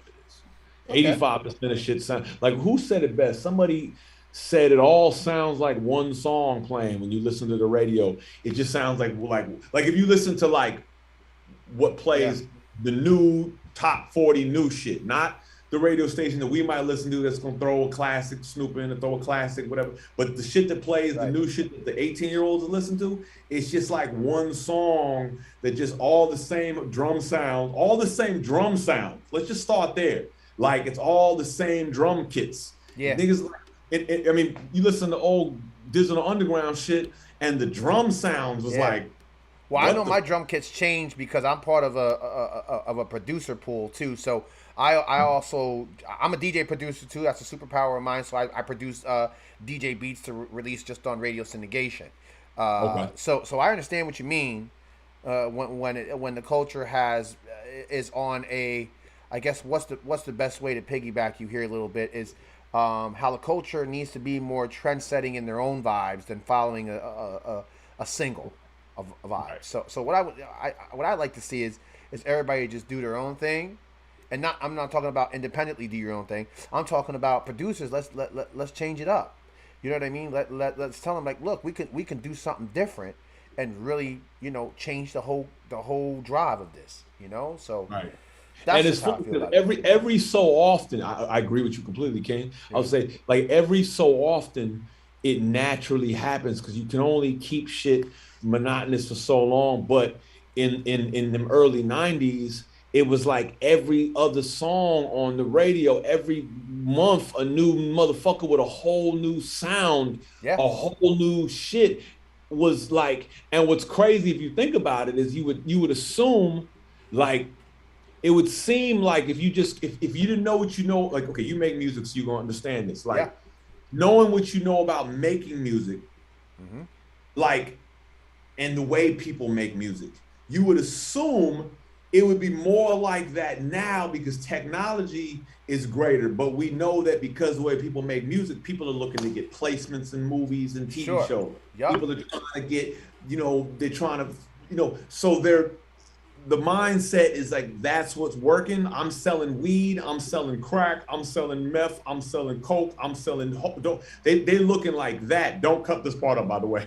I'm listening for the pun here. I'm listening for where it's going. Yeah, it's like they're, a motherfucker that sells drugs isn't thinking about being creative with his drugs. He's thinking about, that's what you want, I'm gonna sell you that. You want a Rolex, you want Balenciaga, you want some Jordans, I'm selling you that. It's not about creation.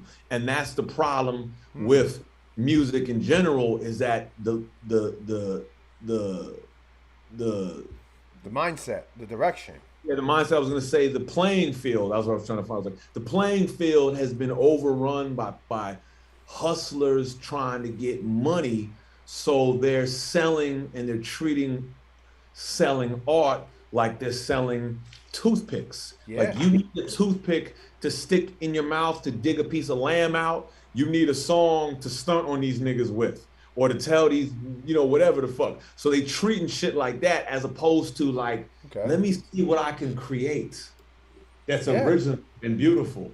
And so, and it was funny coming from me, right? Like, yo, to anybody out there, whatever, it's like, I speak with the voice I speak with, I throw the nose on, reminiscent of the God, and this is Hump, whatever. But it's like, you listen to my bars, my shit is original. I don't rhyme like, I have that timbre in my voice, but I'm not copying. The only thing I borrow from Big Bruh, only thing I borrow from him is I borrowed the like, I throw that and low key, I think the man Biggie Smalls borrowed it from him too. But I was gonna say, but Biggie Smalls had his own, the only thing that I could even think that Biggie Smalls arguably got is the from Shock, right? I got it from this that's just like an ad-lib. But you listen to how I rap, I don't rap like Humpty Hump, I rap like Young Hump. It's like my production, and not just all the beats that I make, but the ones that I choose, they remind you of the essence of classic DU. But they don't sound like, it just sounds like another song off Sex Packets or whatever, because there's a way, those of us that know what we're doing, you can capture the essence, the feeling, and the quality of something without it. Like, did you ever see Humpty Hump in a fit like this? No. This is my, you know what I mean? But it reminds you of that. Yeah. So it's all about, and that's all our favorite artists. You listen to a certain singer and be like, she don't sing just like Erykah Badu, but I could see the Baduism in her. This motherfucker, everybody that sound like Michael Jackson. There's niggas that really sound like Michael Jackson. Somebody sound like Big too. Huh? There's somebody out here that sound like Big too. You know what I mean? So it's about, we're all influenced. Everybody you've ever listened to in your life, something they got is coming from somebody. You just have to, if you can't see it, you're just not hip to where their sources are. You know what I mean? Because motherfuckers will pull some shit out. I mean, case in point, Old Dirty Bastard, Mr. No Father to My Style, and then You God did the knowledge that actually some of his stuff he got from Biz Markie. Oh wow! R.I.P. Biz Markie too, man. Like, wow. And then you examine it, and I examined it under that microscope and realized that because he was more aggressive. Like Bismarck wasn't like Bismarck was like so you might miss it. But if you get aggressive and put that Brooklyn hard rock shit on it, right, and turn it up with the drugs and all the wild shit, you can see some of the, not just the silliness, but even some of the like you know, when Dirty would go is, you know, all of that shit. So yeah, you feel what I'm saying? Like we all have our influences, and the problem is a lot of the artists now, because all the people we just mentioned, they're really artists, but a lot of the artists today are, as my father said, they're craftsmen. They make things that work, like it's motherfuckers that build, you know, custom car, like speaker systems for motherfuckers. They know how to make that shit. That's a random example. There are guys that do it, and they do it on some artsy shit to enter in the conventions because they want to be like, I'm the first guy to have 20 Fosgates with 30 little mini tweeters wrapped in some gold shit with some fucking purple rhythm. The next dude is like, no, I'm gonna make this shit for your trunk the same way I made it for him, the same way I watch it. You know, some people copy, some people innovate. It's just what it is. Yeah, that's facts. Shit, man, you right about that, bro. Damn, man. Thank you. I want to and thank you for the answer. Speaking of your music, I want to play one of your tracks here that I heard as an MP3 file, but I want to play it on your Spotify because that gets you plays and that gets you up there in the ranks. So I figured I'd just play it right off your Spotify. Let's talk about She, and that's with Money B. Yeah. Right? So let's talk about She. Is that the single, or what is that? Yes, sir. That's the single. All right, let's talk about that quick, and we'll play it for you. Yeah. Produced by my man K Knight out in London. Wow. You know what I mean? My bro. And and K Knight, man, he a legend. He does a lot of shit with a lot of people. He does a lot of records with Homeboy Sandman and a few other people. And he's incredible. Yeah. And Money B hopped on that and came with the yo, funny. Well, I'll say after the song plays. I'll tell you something. Let's play the song. But I would appreciate it that if you would bring it in for us, man. If you would introduce it. Yo, 1 2 1 2. This is your brother Young Hump about the Digital Underground and Money being Young Hump. And this song right here, because it's all one big thing, this song right here is actually Young Hump featuring Money B, produced by my brother K Knight, and it is called She.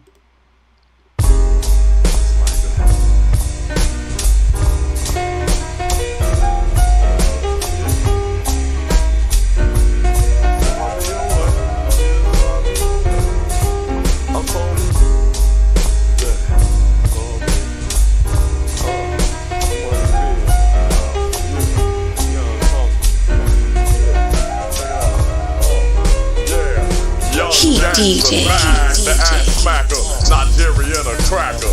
It really doesn't matter. She banging, I'm gon' get at her. Asian girl on my lap, you seen that? Little slimmy, but her booty was fat. Speaking of that Middle Eastern girl, I'm familiar with your ritual. And humping you's habitual, it's mystical.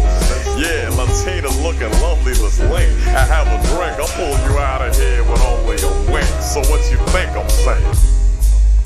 Yo, this is the part I just talked to you. Nah, I feel like singing things, so you can have my ding-a-ling. There's more where that come from. I'm trying to come and pum up on that bum. So don't act like a dum-dum.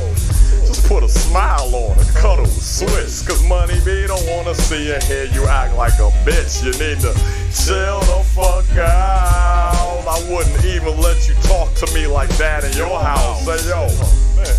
Let's take a breath and count to 3. Then I'ma show you how to be now that we too out of sea.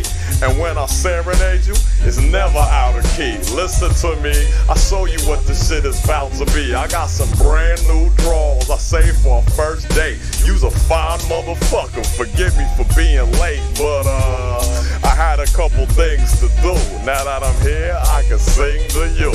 I guess who? I told her she can hold a little something, something. Yeah, because the rump is humping. Wanna do the humpy shit. Need to come and fly me away. Need to fly me away for a day. DJ Creator. Can hold a little something, something. Yeah, because the rump is pumping. Wanna do the humpy shit. Need to come and fly me away. She need to fly me away for the day. else is seeing. Cause you keep it discreet, you got this sweet disposition. Imagining you in all positions as I twist and turn, yeah. Commence to learn, yeah. Grown folks talking, you can say what you feel. Keep it raw, I'ma lay the law, and you just a bill. Sitting on Capitol Hill, you told me smack it at will. While you twerk, I'm working lunch, hard hat and a drill. And after sex, we basking, yes, just relaxing, checking Netflix. You was taking bone, watching Game of Thrones. Yeah, your sexy silhouette make my heart jump. It go bump, bump, bump, bump, bump, bump, bump. Cause you're bad, bad, and the wicked in the sack gun. And I'll be back, but nothing come before my racks. I get the bread and back to looking for you. I'm old school, so I kick it to you. No auto-tune, it go la la la la. Never a day go by without me wishing for a slide of your sweet potato pie. Not innocent with benefits, we that type of friend.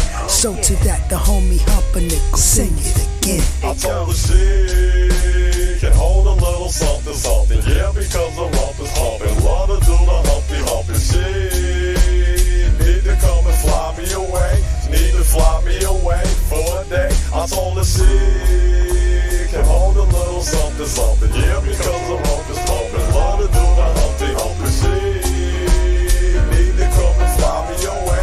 She need to fly me away for the day. Yo, listen, baby. I know I'll be saying all kinds of wild shit, but y'all, man, I'm always gonna respect you. I ain't never gonna raise my voice at you unless we in the club and the music's loud. You know what I'm saying? You can always count on me. I got your back. Whatever amount of force you want me to apply to it, baby, I'm right there. Alright? Just come fly me away for the day. Yeah. You know what's amazing? Track, man. Thank you, Kick. I'm glad you played it because that was one of my favorites. Yo, real talk, boy, that shit is crazy. I played it for the first time tonight. None of the team heard it yet. I'm listening to that shit like, yo, fam, this is Hump. This the Hump, man. Like, this shit, like, bro, that shit is hard, bro. Facts. Hard, brother. Oh, thank you, family. I was going to say the funniest shit was I just remember when I recorded that, the whole song was like done, and I was just like, I'm going to just say something on the way out. And I just was like, yeah, baby, I never raise my voice to you unless we're in the club. Unless we're in the club and the music's loud. Yeah. That's my shit. Yeah. That was dope, man. So, man, I appreciate all the music that you do, man. Sheesh, man. I guess maybe, I don't know how much time you got, but maybe one more question before we end it out, and then to end the show. Absolutely. I remember what I was trying to remember. I wanted to tell you one other thing too. Go ahead. The funny thing about that song was, so I came in, young gangster Mac, the ass Mac. So like, play off the classic, straight gangster Mac. So when I came with the idea to have Money B on it, I was like, yo, and I was like, man, I want you to come in and say, it's Money B, the freaky deaky. Zipper, zipper, zipper. And he was like, I was like, nigga, I'm telling you, I'm coming in, young gangster Mac. You come in, it's gonna ring reminiscent of the classic digital shit. Gangster lean on there. It did. But then he flipped it on me and said, let's say you're G, and I was like, ooh. Right. For those who don't know, that's a Shock G line on Freaks of the Industry. So I was like, he was a genius. He flipped it. He kept it the classic line, but not the one that I was like, Mun don't need nobody to write his rhymes for him and shit. Right. No, he definitely blessed the whole track. Shout out to Money B. Shout out to you, man. Super dope track, man. We host a music review show here. We host the official HEATMIX96FM radio syndication music review, and I host it as a Heat DJ, and everybody comes on. I have a really big family for that. So I guess one of the biggest questions is, and I guess why I want to ask you this question is, I guess, what could you actually tell anybody, who's looking to start an industry today? What would it be? What would be one of the first things you would tell them? Well, the first thing I would tell them is, you've heard many people say this, or if you're watching the right people, you say, you really, really have to love this shit to the point where it doesn't even matter what you get from it. Because if you're doing this, like, look, I do this for money, but that's after I do this for love. If, what did Q-Tip said it best? He said, you still find me in the cypher if I never cop the deal. That's gospel. Like, if you really love something, you're going to do it regardless, because it's like unconditional love. Now, you don't hear me say no shit like I don't do this for money. I don't say that. No, we do this for money. But when people say that, I know what they mean. They mean it like I don't do this. I'm very, choice with my words with certain things. It's a job. It is a job, hands down. This is a job you're performing. And also, when you say I do this for money, like when you speak into the universe, like I do this for money, like it's like the same way you want the crowd to love what you do. You want the money, so it's like I do this for money, but it doesn't mean that the only reason I'm doing this is so I can get paid. Yeah. So that's the first thing off top. You really gotta love this shit. You gotta think about it all the time. It has to be something that. No. Let me take it back. You don't have to think about it all the time, but you have to consistently. It has to be a regular part of your life. To really, because some people, love it, but they keep it as like, there are people that keep it their second or third hobby, and then this is something that works for them. But that's first. The second thing, what I would tell somebody is you have to initially figure a system of having as much reality to what you do. And I don't mean what you talk. This is what I mean. It's like this. Yeah. As an artist, sometimes you do shit that only you like, or you do shit a certain way that people like, but if you did it like this, more people would like it. Now, it's up to you. You don't have to make everything the optimal version that's going to be likable by the most people. This is art. You make what you want to make. You don't have to, you make what you want, but you don't want to be lying to yourself. What you don't want to be doing is thinking that's some shit that if you think, like, for example, here we go. There are a lot of artists who let's say their first single off their second album in particular was not it, right? That's a really good example. Like, okay, you take an artist, there's somebody in mind in particular that I was talking about him, but would not say this person's name on this thing.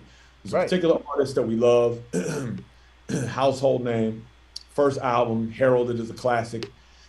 Second album, not at all. The first single of the second album, no one really, really liked like that. Now, the artist is about his paper.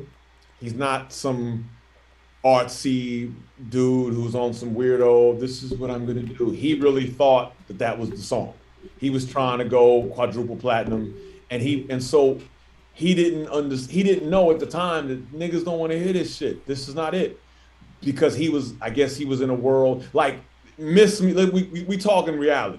Reality is it wasn't like this was an artist and this was his expression and he felt that this is what it was and he didn't care about. No, he cared. He just was off. His judgment was off, thinking that was going to work. And it slowed down his career for many, many, many years off his first album. He eventually got back on track. But the point I'm making is he was out of reality at the time, because if he'd have had some people around him, now I'm not saying he didn't have good people around him, but I'm saying somewhere there was a disconnect that no one was like, look, my nigga, you the GOAT. I'm not saying he's the greatest of all time, so don't try to figure out who it is. You'll never know who I'm talking about ever. But like motherfuckers around him could have been like, look, bro, you that dude, you one of the illest, your first album's a classic, we love you, this new album's got some fire on it, but this song ain't it, bro. They're not gonna respond. I'm telling you, that wasn't there. And he suffered, and he talks about how he suffered off that album. So he was out of touch. So now, even though I'm talking about an artist, the question you posed me was about somebody getting into the game. The reason why I bring that up is because it's the same thing coming in. You have to know what you have and how people, like, you don't know everything, what people are going to respond to, but generally you can know that no matter what you do.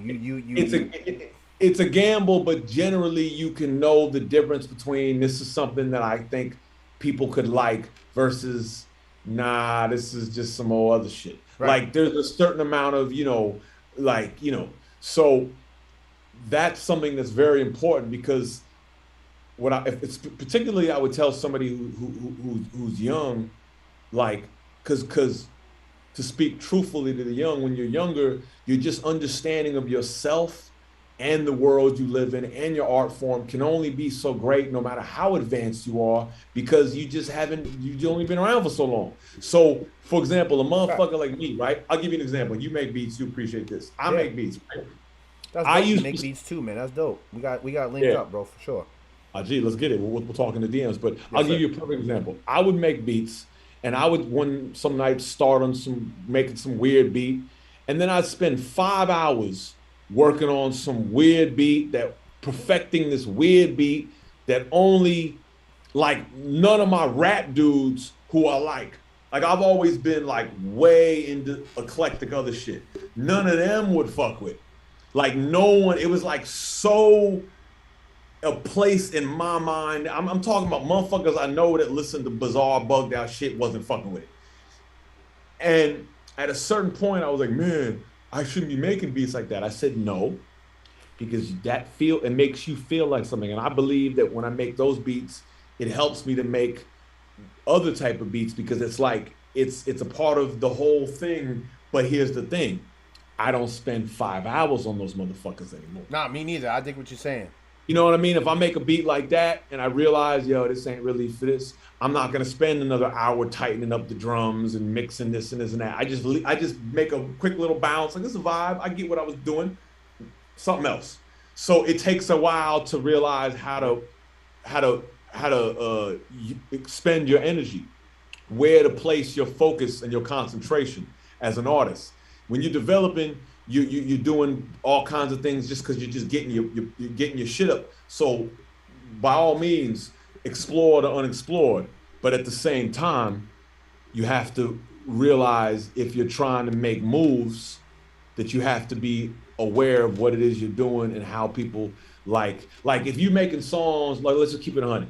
You're making songs and none of the girls like it, right? And then you playing them for all the dudes, and only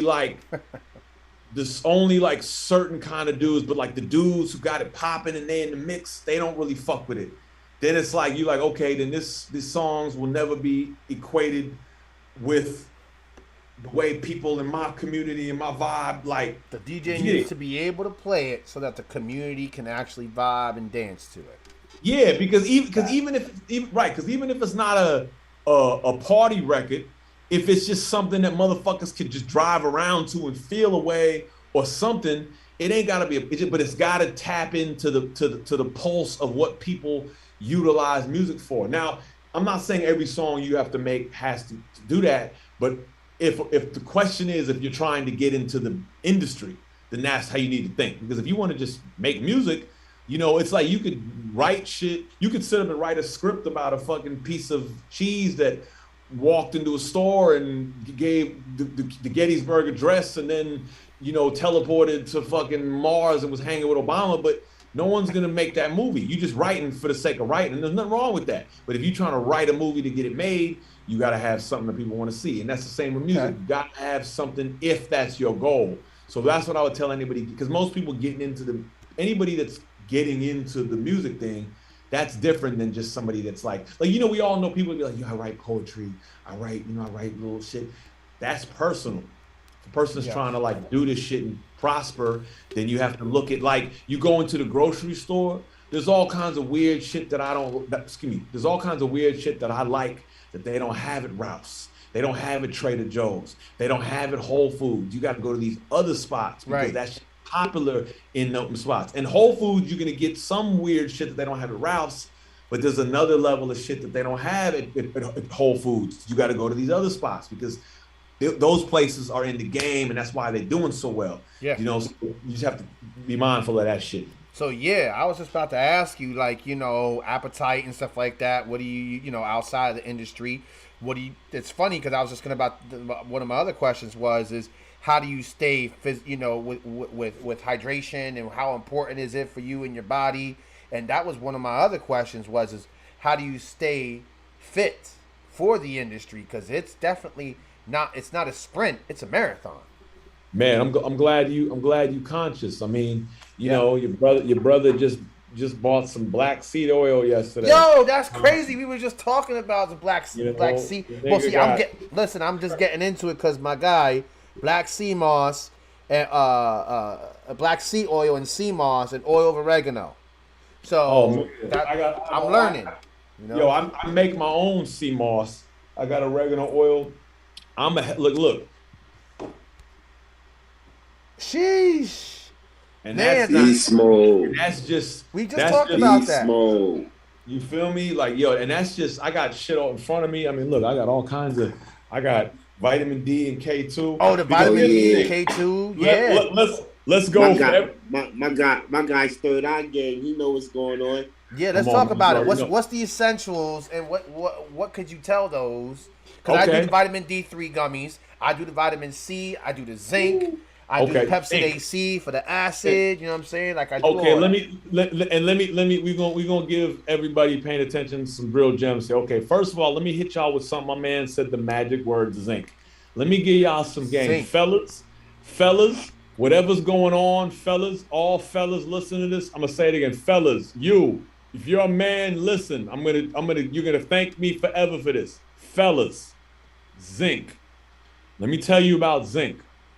Zinc is the greatest regular, like natural thing that's natural that you can deal with to make sure your flag raises to attention. Let me give you some super game. This is some super game.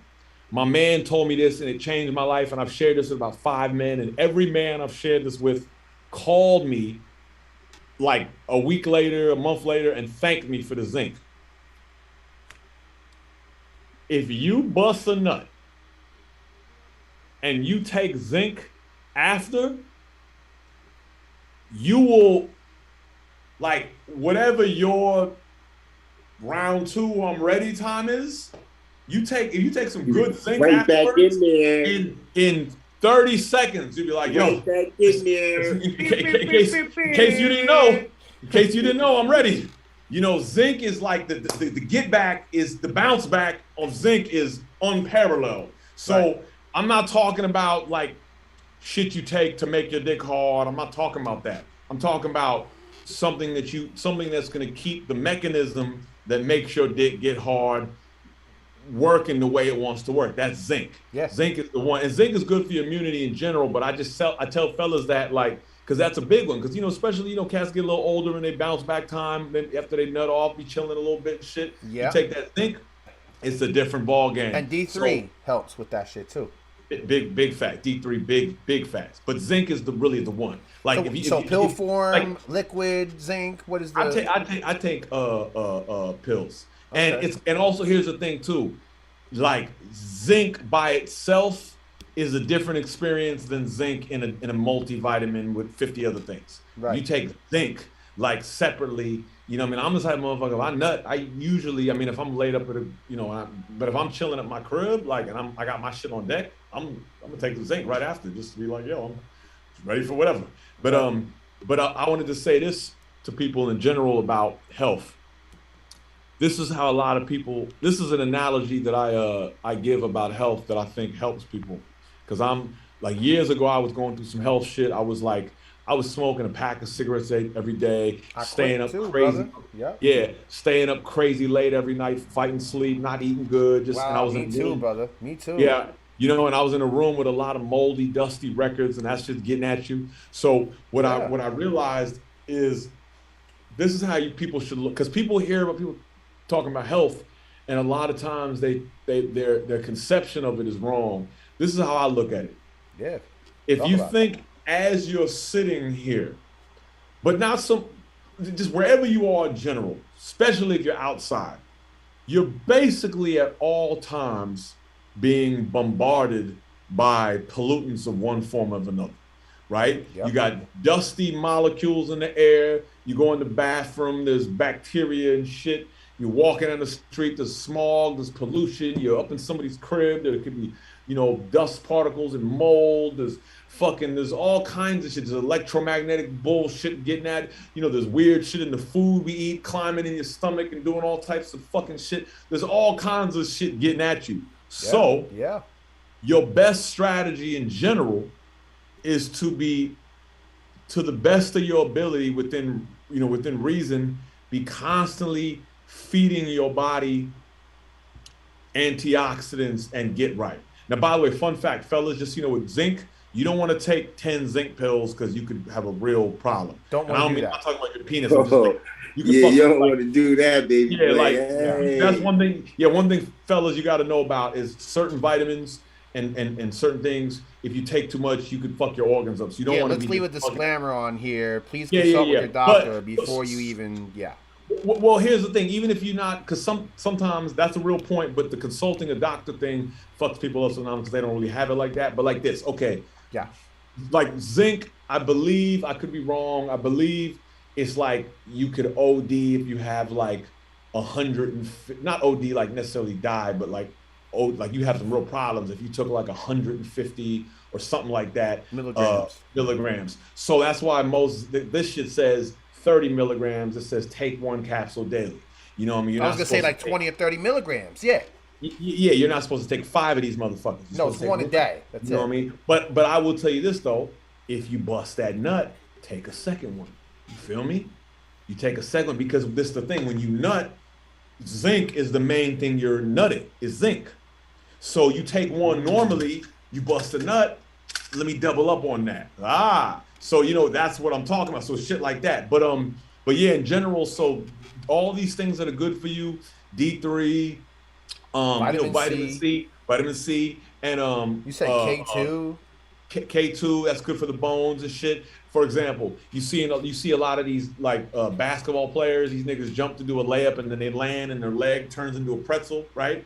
Some motherfuckers. Remember that one clip? Dude jumped in the air to do a layup and he landed and his leg just was turned like. I never forget. I was with one of my OGs, and I never forget the nigga was eating and he was like, "The niggas, man, their problem is they ain't got no magnesium in their bones." And magnesium too, yeah. He said magnesium. He said all they do is eat chicken wings and grape soda. These niggas is little young athletes. Their bones are supposed to be fucking good, but their diets is fucked up. So that was what he was saying. So I do 250 milligrams magnesium a day. Nice, you're a legend. Yeah, magnesium is big. And once again, you take if you took 1,000 of that, you're gonna be shitting on yourself. Right, you know you just take 250, you good. You gotta keep it within reason. But here's another thing. So you mentioned oregano oil.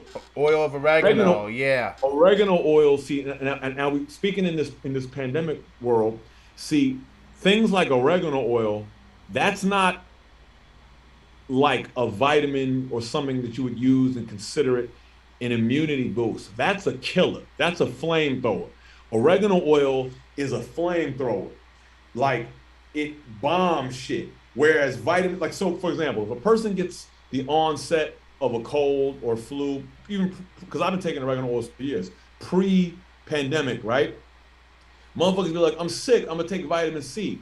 Vitamin C is an immunity thing. It works to help. But if you've already felt the sickness come on, that's when you need to pull out the flamethrower and be like, goodbye, flu. So I will say that from the moment I started taking oregano oil, every time, all my life before that, when I would get the flu, the fever, it was way worse. Because if you catch, like you feel like something coming on and you take oregano oil is a flamethrower. It's immediately getting at the virus. So it's gonna chop the head of it off. So you're gonna experience 25% of the agony. Like I remember when I used to be laying in bed for days, couldn't move.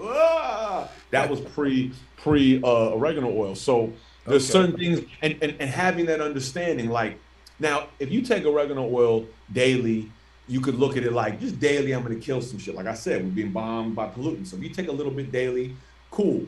But I don't take oregano oil daily. I take oregano oil when I feel something's coming on. Like, here's another thing, party people.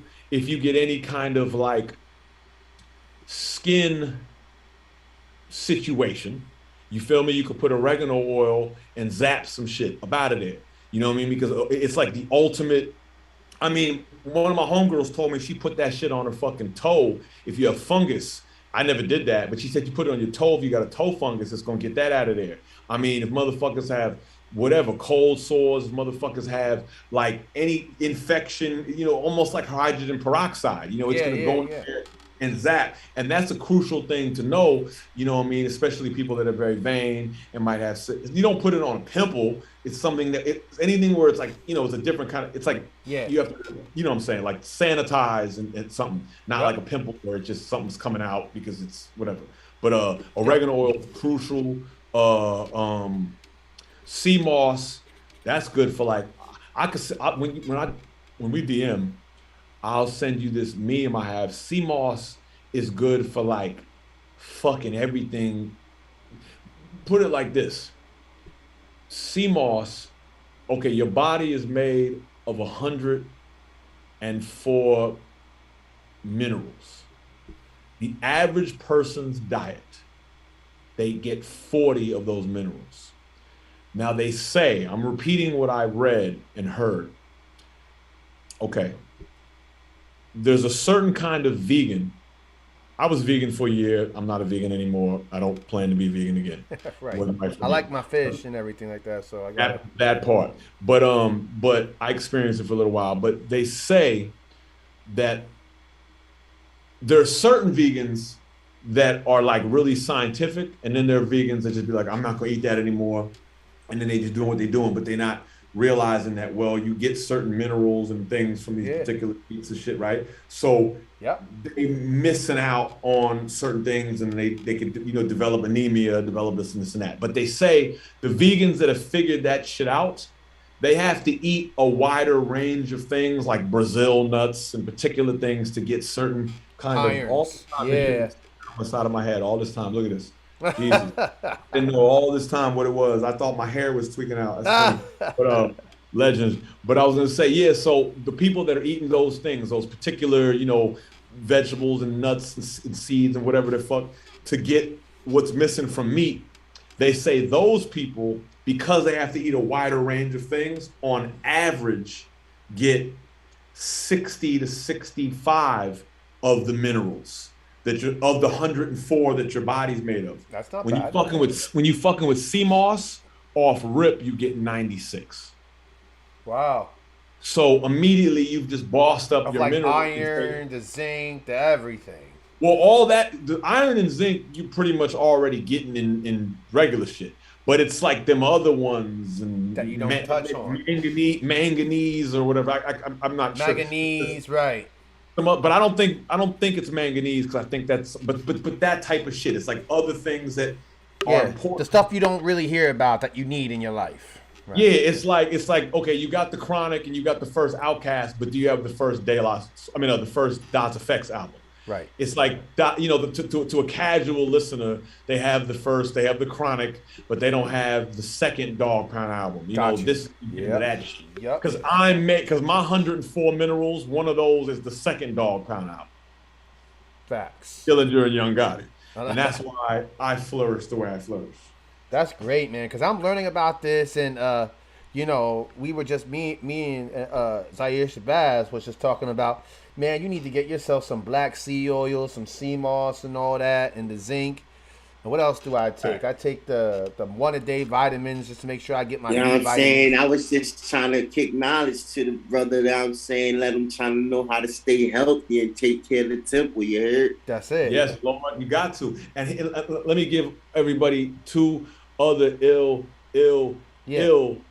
health jewels that can make a major difference, and this won't cost anything. Because I understand people hear this stuff, so they're like, oh man, I gotta okay, when you first wake up, the best thing you can do is drink a minimum of a glass of water. Which is like eight it's like 8 ounces. But like a bottle of water, whatever it is, I prefer a bottle.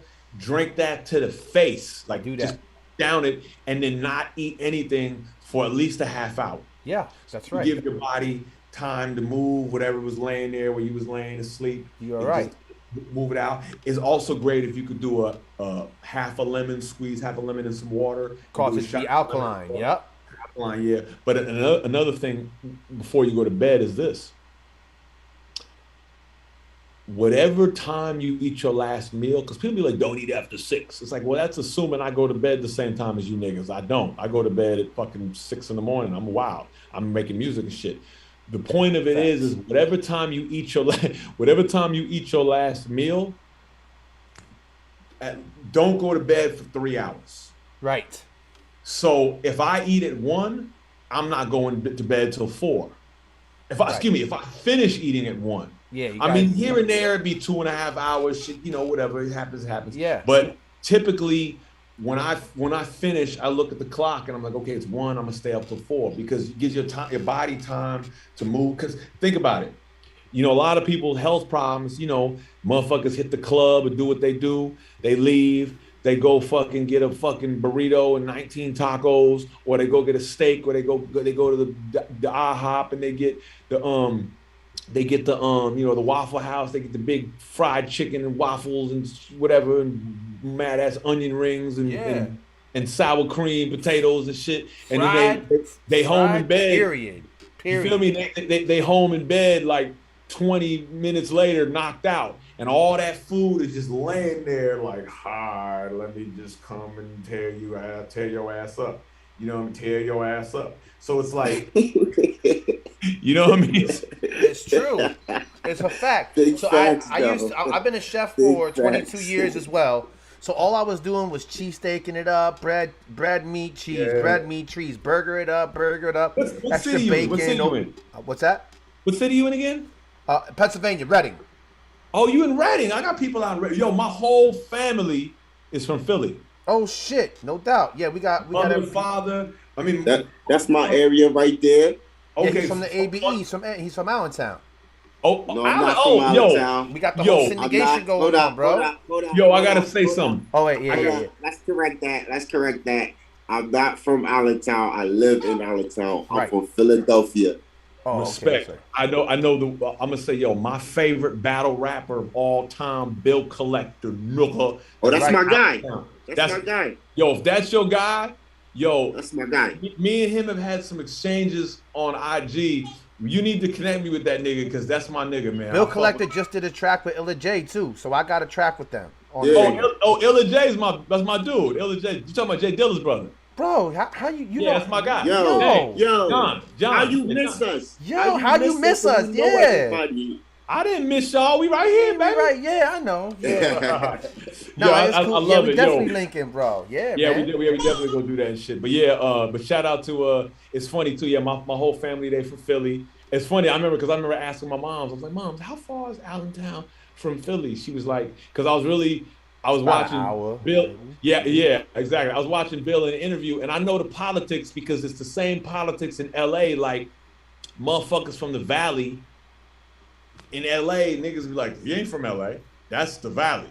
Like, even though that's a little bit closer, but that's the same way it is, exactly. Yeah, you know what I mean? Yeah. And or Long Beach. Like, Snoop was from Long Beach. That's not LA. It's 45 minutes away, but but yeah, anyway, so all that shit is science. But how did we come to that? Oh, you saying you was in Reading.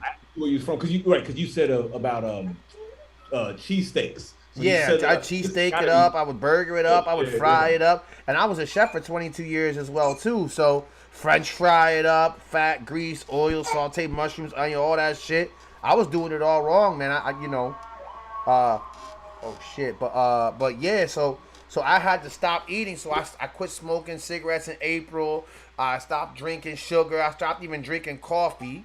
You know what I mean? Stopped the caffeine, and I'm on this health thing. You know what I mean? So hey, you know what's another thing for you too is since you stopped smoking cigarettes, because one of the cool things about the lungs is the lungs are the only organ that naturally heal. Yeah, that's right. Like they naturally heal, but to expedite this, and I tell people this is a super jewel. Liquid chlorophyll. Okay, I'm writing this shit down. You take a bottle of water, right? And you take one of the this isn't it, but you take one of the droppers and you like a full droplet, yeah. Whatever. And you put that in water, that shit is just, it's like when you drink it, because chlorophyll is like just the essence of plants and oxygen. So when you take that shit, it comes if you've never done it before, nope. Mark my words, when you drink it, your body will be like your body will be clapping. Your body will feel like beyond anything you've ever. Your body will be like, oh, there it goes. Right. And the cool thing to know about this too. This is some science. I learned this when we had the fires. 2020 we had the fires. That was a bad time. It was like, God damn, we're in the middle of a pandemic and now there's fucking fires. Like, what the fuck is going on? But somebody told me, they said chlorophyll in water helps with your lungs. So if there's bad air, whether it's a fire, or even if you're in a room full of a gang of people smoking cigarettes, if you're drinking chlorophyll in water, it helps you. So that's, I've gone to motherfuckers. You do it daily? No, I don't do it daily. The reason why I don't do it daily, I'm gonna tell you why. Like every 3 days?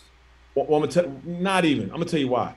I spend a lot of money on shit. I mean, with me, I have to take enzymes because like when I talk fast, I tend to eat fast. So I got to take enzymes and make sure yeah. If I was to take chlorophyll every day, if I was to take, it gets real expensive. So I try to space certain things out. Like once a week? To once a week type shit. But see, it also depends on what's going on. There are weeks where I take it 2-3 days in a row, depending on what's going on. If I'm out and it's, and the air quality is, it's just, and there's a lot of different things that I take. So I try to. What kind of liquid chlorophyll is it? I'll show you. Yeah, that'd be great, man. Young Hump, everybody, definitely giving y'all some gems here, man. He's definitely taking time out to. This isn't the brand that, this is from a particular supermarket out here, so it's not really. If you Google, hit me in the DM and I'll pull it up for you. Yeah, we'll plug it up. Yeah, because that's what I did, and I went through the withdrawal and the anxiety trip and the panic attacks, raw, uncut. Because I quit cold turkey. I didn't waste no time. I just let that shit go. And you a legend. Because it's hard for people to do that shit, but when you realize, we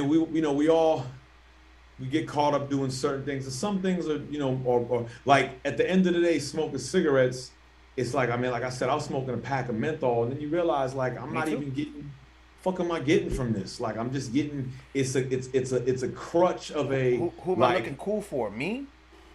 You know what I mean? My clothes smell like shit. My breath is foul. You know what I mean? I can't. My breathing is whack. It's like, what am I doing? But love to everybody out there still smoking cigarettes.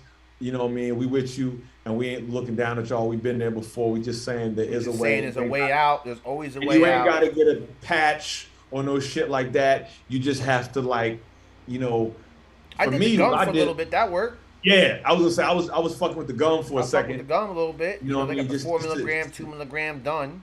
Yeah, just to get you like through that transition. It's like what do my niggas say? I had to do the gum, like blow pops. I had to like have a lot of blow pops. Like, you know what I'm saying? Like always like I had some candy. I had to have some candy or something like.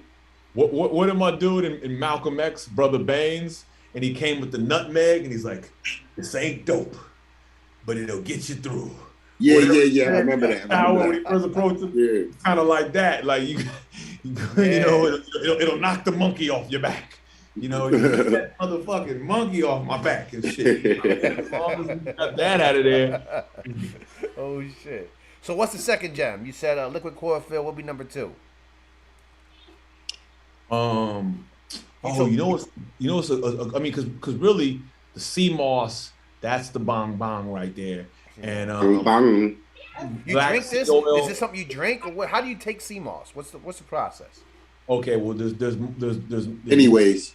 Yeah, there's many ways, but typically you're gonna probably get it like, okay, most likely you being where you are, unless you find, you probably would get like some powder from somebody, and you either would get it in capsule form, so you would just take like capsules, or you might take scoops of it and put it in a drink. Me personally, I can't stand the way the powder tastes. I can't fuck with it. Now, tastes like sea. I don't even make me try to describe it. It's just I don't want to discourage anybody, but it just for me. But see, what I learned is different people. Like I know dudes that the same powder doesn't bother them, but wheatgrass kills them. I can drink wheatgrass no problem, but the fucking powder. So we all have something that like. Oh yeah, I love wheatgrass. I be doing that. You know what I mean? Like I can fuck with wheatgrass, but I can't fuck with the powder. So what I do is, this is the most elaborate, complicated, demanding way. But what I do is actually buy the sea moss like in plastic bags, unprepared. So it basically is like buying seaweed in a bag, but it's not like the seaweed you think of when you think of seaweed. It's like a. That's the way I do it right there. You do, yeah, and then you soak it to my nigga. So you soak it 24 hours, put it in the blender, and then you get like my nigga. Okay, yeah. So you know what I mean. And then you end up getting like a matter of fact. I'm gonna show you. Look, I can show you better. Yeah, take your time. It's right here. You end up getting a. We're going in. This is a Young Hump exclusive right now. Yeah, I'm about to say Young Hump giving me exclusives. You end up making some shit that look like Jello. All right. You know, and depending on how much water, this one I made is kind of watery. So if you see it moves, it's like because you're soaking it in the water and you switch to water. But if you could make it where it's thicker, where it's more like jam. Yeah. But this particular one that I made. How much do you put in? You just take just like that right there, and you just put it in, just eat it. One, that's it, and it's done. One and done a day. Gotcha. Now I could put that in. I like the whole lean, the whole. You know what I mean? I could put that in a smoothie. I could put that in a smoothie too, or whatever I want to do. I mean, there are times I just take a bunch of that. Yeah, that's my shit right put there. It in some matcha. Put it in a bowl with a little bit of coconut milk and just vibe. You know, whatever you could do, whatever you want, because it's kind of a tasteless thing like that. It doesn't really have a taste. Okay. Like that. That's actually why a lot of vegan like desserts in LA, particularly because LA is like the mecca of like vegan food in the world. Eat right, like, be right, yeah. Yeah, LA. Fun fact, a lot of people don't know this, but the original name, the first time in history that people ever spoke of and referred to what became health food, before they had the term health food, the original term was California cuisine.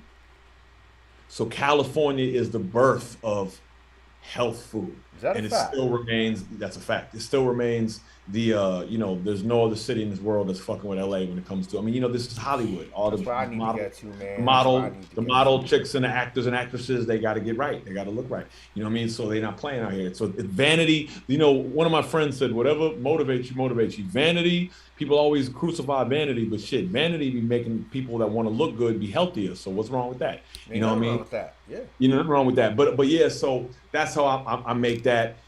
And I always saying it's used in a lot of desserts because you can make it in a like lemon meringue pie, shit like that. Love that. Where the middle section, that's the creamier part, the little jelly, gelatin, lemon meringue. You know what I mean? Yeah. Instead of it being fucking lard and whatever the fuck, it's sea moss, and you get the benefit. You know what I mean? So yeah, sea moss is the truth, man. My guy Shabazz over there, fucking pardon me, King. What's your first name again? It's Zaire. Zaire, my brother, Zaire. Yeah, yes. Zaire Shabazz. Yep. Yes, sir. That's so he was putting me on to the black sea oil too. He was saying that's what's for antioxidants and stuff like that. Yeah, black seed oil is a great thing. In fact, I actually came across something recently that said black seed oil is actually directly zapping out that thing that's been taking people out, the COVID shit. And in fact, actually, I know I'm not gonna put his name out here, but a particular super producer that we all know that produced a lot of our favorite songs. He lives with his lady, and his lady got it, and he didn't. And the difference between the two of them was he's a black seed oil, and she wasn't really hearing all that. Like she just naturally she's health conscious, but she just was never really fucking with black seed oil, and she had COVID and he didn't. So it's like shit like that is really amazing if people open their minds, like, to yeah. I'm not here. Hey, yo, no cap. When I tell people things like this, they just don't believe me. They just look at me like I'm weird. No, I'm gonna believe it because I got the elevated blood pressure and all that new shit. Okay. I'm listening to it. Oh, see, I got the joint for you, King. I'm gonna show you the joint. I'm gonna change. See, that's what I need too. That's the one thing that really scared me this past whole year was. I'm gonna hook you up. You got to get online and order this. Word. Now, let me say this: it's very crucial in this subject with health. My health mentor, I have a couple of health mentors, but I have one main one, and he's like a guy that him and his lady, fucking billionaires, hire them to go live with them for 2 weeks and set them up on health protocols. This is a serious guy. This isn't some coffee shop, guy on just bullshit. This is a dude you can call and be like, tell me about the molecular structure of a cauliflower. And he can tell you, like, tell me about how much nutritional aspects, soy erythritol. Did you say beets? Yeah, beets, yep. Family. That's what I'm pulling out. Oh, shit. So you know about beets with the blood pressure. You know about that? Yeah, I heard that it was really good. I've been taking like the organic beet powder. So you take beet powder. Okay, you already on it. Little by little, I was dabbling with it. Yeah. Now here's the thing. Fermented you see this right here? Dr. Mercola. MERCOLA. I just seen this shit advertised online. Listen, this is what I was building up to with my health mentor. The most important thing with all this kind of stuff, and particularly with certain things, is the brand. The same way we knew that Def Jam had slaps, we knew that fucking Wu-Tang is a brand to trust. It's even more vital. How do you spell his name, brother? MERCOLA. Dr. Mercola. Yeah. And if you type in, and it's organic fermented. I got beet it. powder. Organic fermented. Got to be fermented beet powder because the fermentation does a whole other process. Yeah, the antioxidants and the nitric acid and stuff like that. Nitric oxide helps you, right? Yeah, and that shit, bro, that shit's definitely great for the blood pressure. And I'm gonna give you some super game with that too. This is what I like to do. Do you by any chance eat you can use that and put it in, smoothies, whatever you like. Yeah, beet powder, right. But you know what's my shit with it? I go on and off with eating cereal. I love cereal. I don't know if you like cereal. Yeah. Okay. And granted, cereal has a lot of sugar, so you have to find a cereal that doesn't have sugar. I do bran. There you go. Okay, something like that. You fucking put that shit in the fucking milk. Oh, and you good. Fire. And then you're getting it, you're not even blending it up, you're just getting it pure. Oh man, that's one of the How much of that you do? Just like 1 spoon like you did with the sea moss and all that? Yeah, but this is like, I'll show you. This is like, and this actually probably of all things that I buy, you probably get the most for your money. Cause I'm using like, oh, look at that. Yeah. Like a little thing. I use one of these at a time. Sometimes I use more, depending on what I'm eating. Like I might fuck around and put it on top of my oatmeal.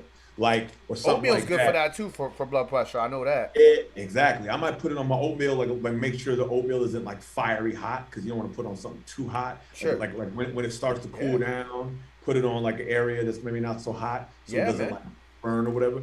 And I do that, but that's a big one, man. Ferment, and this is also good for the flag raising. Very good for the flag raising. For the what? Because here's the thing: you could eat 9,000 fucking plates of fucking beets, and your stomach will blow the fuck up, and you're not even gonna get what you're gonna get from one of those scoops, because that's like the compressed. It's like this here, turmeric, right? This is called Curamed. This is actually curcumin. Curcumin. I take curcumin too. Yeah, curcumin is like the DNA of turmeric. You could eat 10.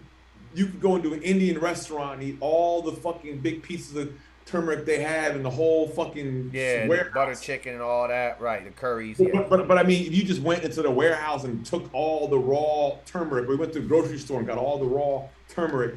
It's not fucking with this, because it's synthesized into like that. The same thing with the chlorophyll. You could eat 900 salads and not get the same, because chlorophyll is in lettuce. And it's in wheatgrass too. It's in wheatgrass, right? And it's more in wheatgrass than it is in lettuce. But if you take an actual chlorophyll, you're getting even more. You'd have to drink 100 shots of fucking wheatgrass to get. I get my wheatgrass from Canada. I get it from the Canada John. Yep. Legend. Yeah, I get my wheatgrass from Canada. Yeah, the health is crucial, man. It's It really. So what's the importance of the curcumin? What does that do? Because I take that too. Curcumin is good for inflammation, and inflammation is what a lot of people are really dealing with. But it's also good for blood flow. And I mean, shit, blood flow alone, it's like your blood is moving shit around in your body.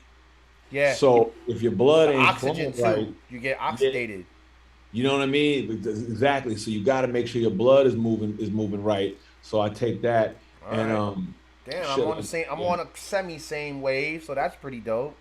You on it? No, you on it, man. And yeah, because I tried to take the blood pressure medications. Sidebar on this, I tried to take the blood pressure medications, the Zinopril, the Lisinopril. Bro, that shit's made out of a Brazilian poisonous snake.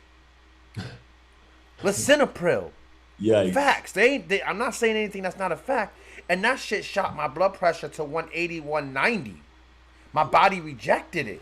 I was like, you gave me this Lisinopril. What is this? Because they said, oh, it's supposed to help you. I said, well, my blood pressure was at like 150, 160. Now it's at like 180, 190. Oh, let me give you another. So I said, take me off this shit. Then I went to something else, and I was like, fuck that. I'm doing it organically. It's water, doing all this, like you said, the beet stuff, the whole curcumin and stuff like that. I started all that, and just water. Stop eating bullshit. No sugar, no salt, no nothing like that. And salt's not the culprit; it's the sugar. So salt you can have, salt we need. We need to ionize and stuff like that. It's just how much you put. It's the sugar that fuck you up. So, yeah, and it's the type of salt too, like sea salt. I only do sea salt. Sea salt and not the bullshit. Pink salt. I'll say this. Yep. Let me give you another jewel for all the listeners. You know, I mean, this is some real shit. And I always say this is one of those things to tell your elders and tell people, anybody that has heart issues, anybody that's like anything like that. One of the realest things that they don't tell us is that breathing through the nose, and I'm a master of the nose. Yes, I know where you're going with this. You immediately get 30, it filters better. Okay, but you get 30 to 40% more oxygen. And if you Google it, you can stop a heart attack or a stroke in its tracks if you breathe through the nose in a regulated way at the right time. Yeah. So I tell people, like, if they have anything, like, breathe through the nose. And out through the mouth. Because if you breathe through the nose, you actually feel your heart. Like, you go like. You do, and I thought that was bad, but it's good. You know, so the knowledge of that is crucial, because if shit gets real and motherfuckers panicking and you're like, oh my God, something's happening, you got to be like, get the air in, yeah. Calm your body down. It's the way to calm your body down. But they don't want us to know that shit because they want us to go. You're right about that. They don't want us to know. You hit it right on the nose. They don't want us to know. So the Reza actually has this meditation that I've been following. Shout out to Reza. It's all about breathing and meditation and calming your body. And I've been following this man. What's it called? I said him and LeBron. LeBron's involved with it too. Yeah. So what they say is, it's called the 4-6-8 rule. So you breathe through your nose 4 seconds, hold it for 6, out through the mouth 8, and what it does is it releases this chemical in your body that slows down. Breathe in for 4, hold it for 6, out for 8. Right. And what that does is it body scientifically, it releases. I looked this up and I went through all the facts because I wanted to do it the right way. What it does, it releases a liquid, a chemical in your body close to all your major arteries. And what it does is it slows down everything and it brings you back. Because I dealt with GAD as well, for general anxiety disorder. So I was like, what is that? Why does that work so well? It takes away your panic attacks. It takes away your depression attacks. Everything like that, dealing with any kind of anxiety. Once you start feeling that panic attack come on, you just 4, 6, 8. And like 5 to 10 times, all of a sudden, it's gone. Because it's this liquid that your body releases. Because then it tells your body, okay, everything's okay. Then your body releases some kind of chemical body reaction that it just slows everything down and brings everything back to normal. And that's part of what you're talking about too, you know? Right. That's just crazy, man. It's really it works. To understand that we're machines. And when we Our bodies are machines, and just like a machine, if people that know how to control machines and know how to like what to do when the machines have particular thing. If you're aware of that, then you can control it, and you know how to downshift when you're dealing. Like race car drivers, they're like, okay, I have to pump the clutch, all this shit they got to do. Yeah. We're the same way, but we're criminally unaware due to reasons we've Western hinted medicine. We'll call it straight. Due to Western medicine, there's a whole other holistic way to do it. Dr. Serby said it best, and we were just talking. Me and Zaire Shabazz were talking about how Dr. Serby was on 90 years old. He was doing all this other stuff. He educated himself and telling everybody about it. Because if we do that, we can't pay for their Ferraris and they 10, room mansions, and the women they possibly get. They can't do all that if we get ourselves better ourselves. Right. They can't pay for all that shit. They need us to spend all that real shit. Like I see you laughing about it, but it's real shit. They can't pay for their Ferraris. They can't pay for their wife's Ferraris. They can't pay for their kids to go to Yale. They can't do all that and become just like them. You ain't never lied. No, that shit is super real. It's all about the big pharmaceuticals. They call it nickname AKA Big Pharma. Sound like they got their own little gang going on. It's Big Pharma. We the dude. You know what I'm saying? You do what we do. Take this shit. What you mean? What happened to free will? What happened to choice? What happened to how I could do this myself? Whatever happened to that shit? Yeah, we all got to take care of ourselves. And so that's the thing. The science is just to be mindful. I appreciate and man, we've got to be mindful of these things and put the goodness we can put into our body, because we're all responsible for ourselves, and but a lot of us, just to different degrees, may be responsible for other people. People have kids, and I don't. Sure. But people have kids and families and shit, and people looking out for them. So it's sad because there's a lot of people that are doing well in life, but they have no knowledge of health, and then they're gone like that because they didn't know what to do. And I appreciate it. I know I'm gonna get on this shit right away, and it probably doesn't even cost the same for that. You're gonna buy these big pharma companies. It's probably a fraction of the cost. To be honest with you, no hold that all this stuff here is probably a fraction of the cost. Liquid chlorophyll, sea moss powder or caplets. Your curcumin for inflammation and blood flow. The beets actually help with that too. The black sea oil, the sea moss, the oil verenicle, the zinc.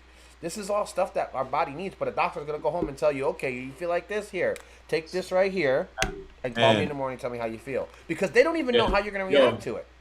Yeah, it definitely gets a lot.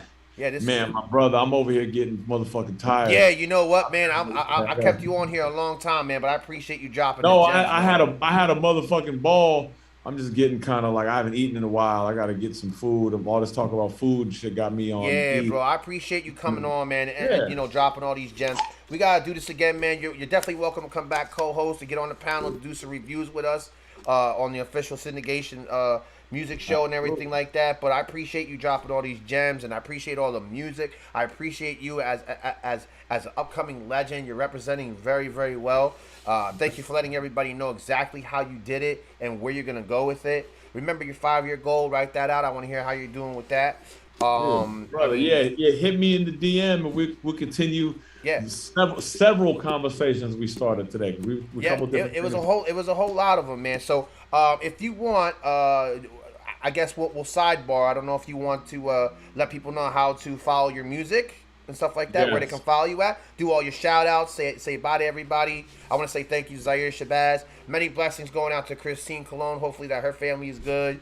I'm gonna pray for you tonight. But thank you so much. I want to say thank you for coming on. You're welcome back to HEATMIX96FM anytime, man. I'm gonna do a whole course of this video. I'm gonna break it down into segments. I'll send it out to you. I'm gonna send it to MJ so she can have it, and we'll definitely get it on from there, man. I thank you so much, but I'm gonna give you the floor in the air, man. I salute you, brother. So how can everybody follow you? One time for you, sign out real quick. You know what I'm saying? It was a blessing with you tonight, bro. Mad knowledge, man. Mad fun, dog. The music is banging. We gonna link on the back end as well. You know what I'm saying? Yeah. Blessed night with you, bro. You know what I mean? Have a blessed one, bro. Keep being great. You too, family. Appreciate you, man. Definitely hit me on the DM too, so we can build and shit. Because I'm about it. We about this. Yeah. And we'll sidebar for sure. Say, both of y'all, yeah, absolutely. And love to Christine and the Cologne family. Yeah. And I was gonna say, and super duper shouts to MJ Savino for MJ. being fabulous and representing to the fullest and being trill in every aspect in which way, shape, form, or fashion. She's a legend. Appreciate her. Yeah, connect with her, man. She's gonna put you in the right direction, man. If any of the Heat DJs tell you, all of them are gonna tell you she's the one to get with. You know what I mean? She's the one. Yeah, man. We building. It's really nice. I'm like just starting to get the build. I'm feeling the energy. Right, and I appreciate it. So you have music on Spotify. Where else? Can yeah. So well, first off, for the social medias, it's Young Hump DU, and the DU is for Digital Underground, because some young man named Zach Humphreys took Young Hump, and he has his own legacy. But yeah, Young Hump DU, and I spelled correctly. That's YOUNG. So Young Hump DU. That's on Instagram. That's on Twitter. That's wherever it's at. As for in the streaming world, you know, Young Hump, the fabulous imagination of Young Hump is out there waiting for you, and it's a vibe. It's fun. It's a lot of good tunes and things to laugh at, man. Shout outs to everybody involved with that. You know, first off, top shout out to my brother Money B. You know what I'm saying? That's my partner, my heart. That's my guy. That's my man. And you know what I mean, my mentor. You know what I mean, big bro and legend Money B. And he's on the album, of course. And shout outs to the whole Digital Underground family. You know what I mean? I got my man Pee Wee DU on the album. I got my man Numbskull from the Loonies on production. I got my man K Knight on production. I got my man Big Sin on production. My bro Chris Clark is on production. I got who else? I think I got I think that might be it on production. And yeah, and so, you know, shout out to everybody that's out there having fun, and everybody out there that's serious, and shout out to the people that are serious about having fun and having fun while they're being serious. So shout outs to all the ladies out there that understand and know what time it is. And I want to send my best wishes to the women that don't understand so they can figure it out. And the same thing goes for these niggas. And I was gonna say, you know, basically love to everybody. Hey, get it how you live, and if you ain't getting it, you know, figure it out, because we all got something to learn. But some people are a little behind, and they hopefully can catch up, and they play the part that they play in society. But we all should strive to know about better and greater things. To anybody out there that's feeling like Young Hump ain't what it's supposed to be, well, then just take a moment to consider that you're going against Shock's plan, and how does that make you feel about yourself and your judgment. Fair. So, you know what I mean? Like represent what's right. And, you know, I'm here because Shock asked me to, you know what I mean? He asked me to do what I do. I mean, even down to the music. At first it was like, go out there and rock with Money B. I was like, for sure, I'll get paid to perform songs I grew up listening. Sure. Yeah. I love it. And then he was the one that told me to make my own name, create a character with it. And I was like, all right, let's get it. Then he was the one that told me to make my own music.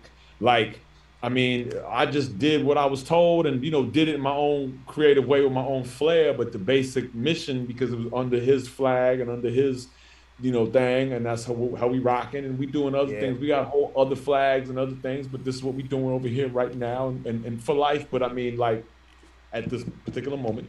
And I was gonna say, but for life though.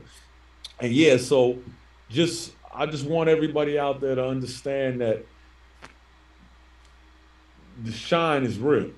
You know what I mean? This, you know, like the way the light, this is the light. The light bounces for a reason, because, you know, some of us are out here, you know what I mean? My brother Creator, my brother Zaire, you know what I mean? Cats is really here, like, with a real intention to make shit better for y'all motherfuckers. So really just try to tap in with that and look at what people are presenting to you and why. And I get it that people don't always take the time to look at things and ask the crucial questions, right?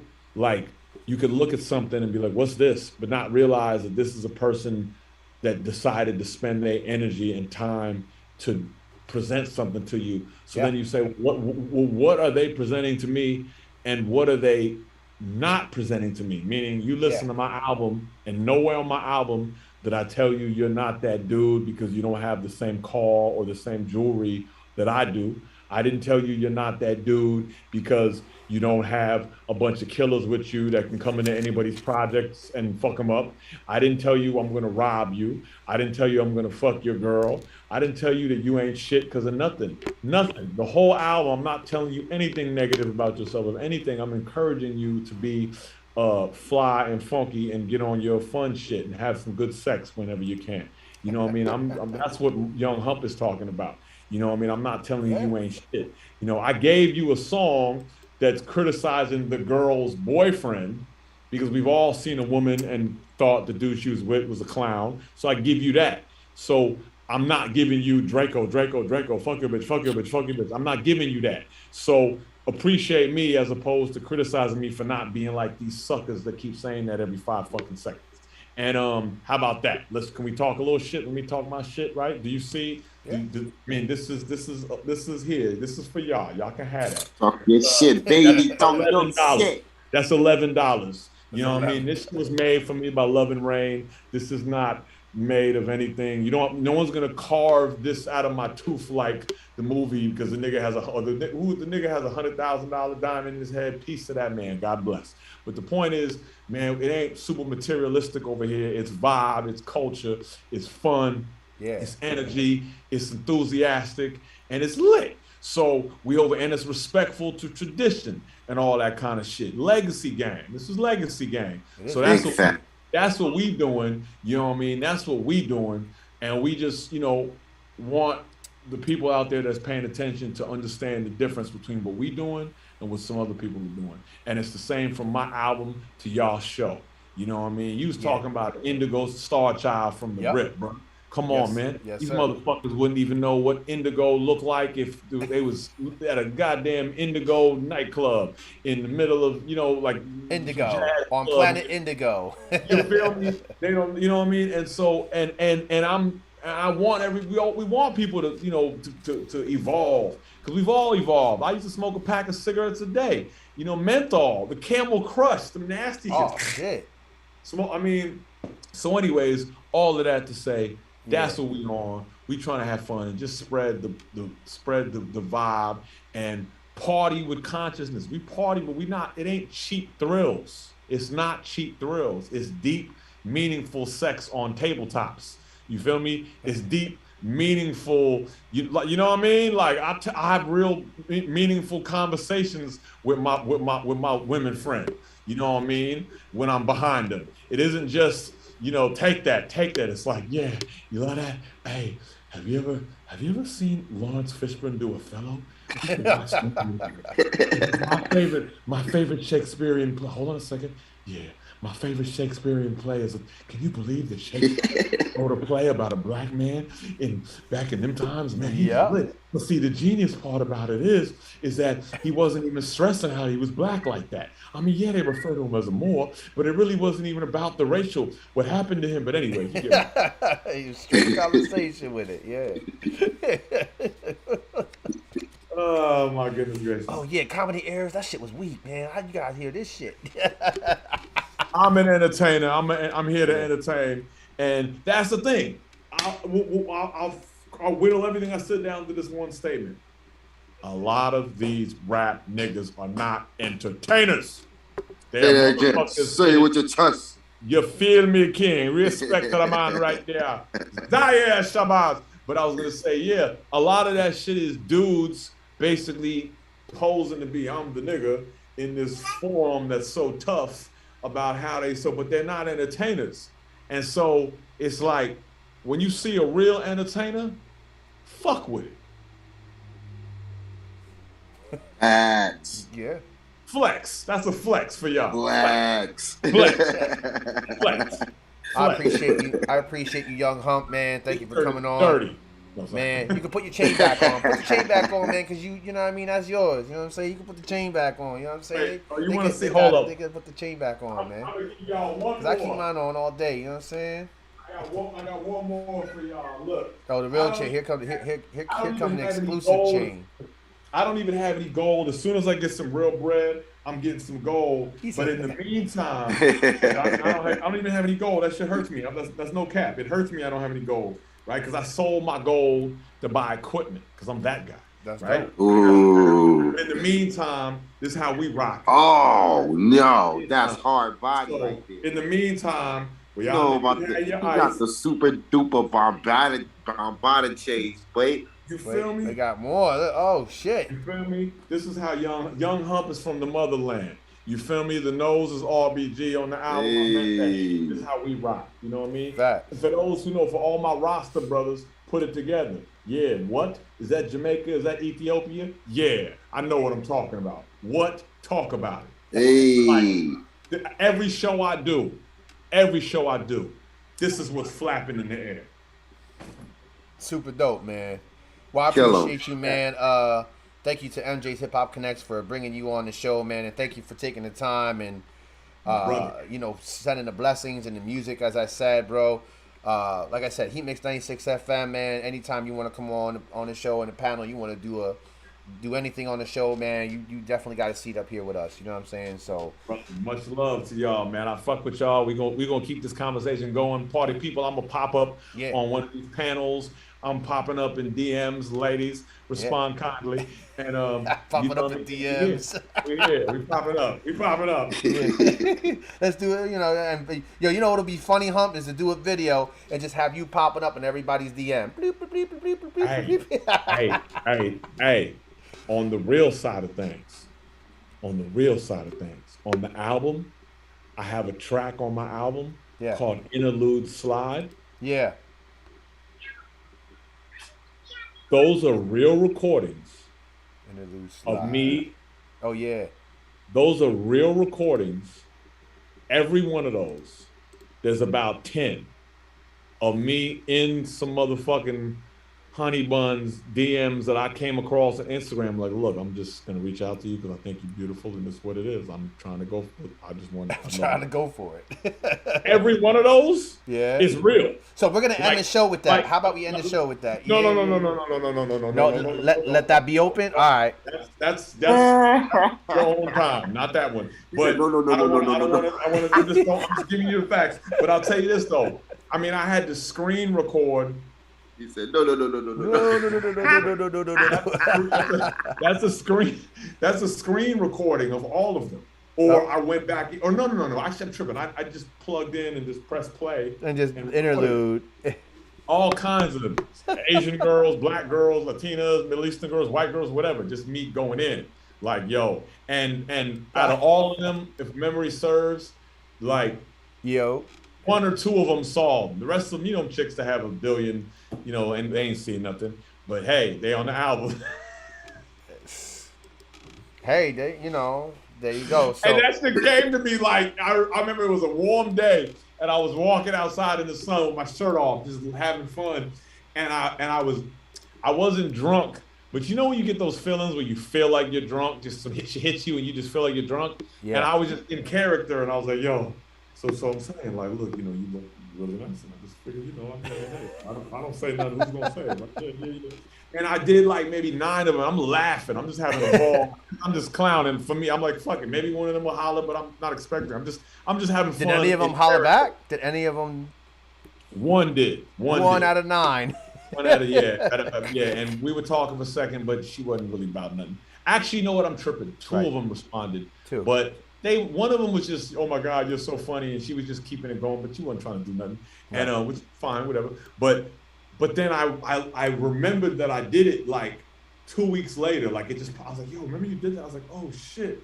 So I went back and listened to him. I was like, this shit is hella comedy. I was like, and at that point I was like rounding out the album, and I was like, I do need another interlude. Yeah. Oh shit. Yeah, it is. Shout out to everybody that tuned in on the chat. Shout out to D-Boy. Shout out to Derek. Shout out to Teresa. Shout out to Nassim. Shout out to T Jizzle. Shout out everybody that tuned in. Max Osama was on. I'm just going through just random names. MJ, thank you, MJ.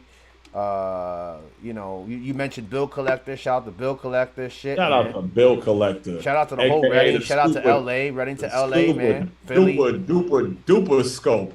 Oh, my nigga said, what? Yo, that's my guy. Don't get me talking about that. Because, my two favorite battle rappers of all time, is my man Loaded Lux, that's the homie, and Bill Collector. There's everybody else, peace to them all, but them's my guys. But Bill Collector became my favorite because I see myself, like to me, a sense of humor is what, like, yeah, he definitely got that. Funny. It takes shit a lot to make funny. And when he hit the nigga with "We liked you better as a fat nigga," hostess cupcakes. When he said "We liked you better as a fat nigga," hostess cupcakes, you was that nigga. I fell out. I said, "Yo, this is the goat of this shit, man." But yeah, that's my guy. He's brilliant, man. That's let me see what I can do. Let me see what I can do about getting y'all in contact so y'all can possibly do something, man. Real shit. Absolutely, yeah. He responded to some of my Instagram because I go in and shit. I fucks with the guy. Yeah. Matter of fact, I'm gonna say it here.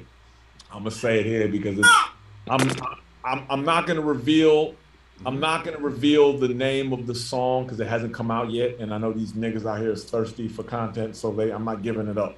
But I would just say that I have a song that is specifically about what it takes to acquire a certain material thing that we all, or not we all, but that I've expressed my love for. Let's just put it that way. So it'd be like saying I have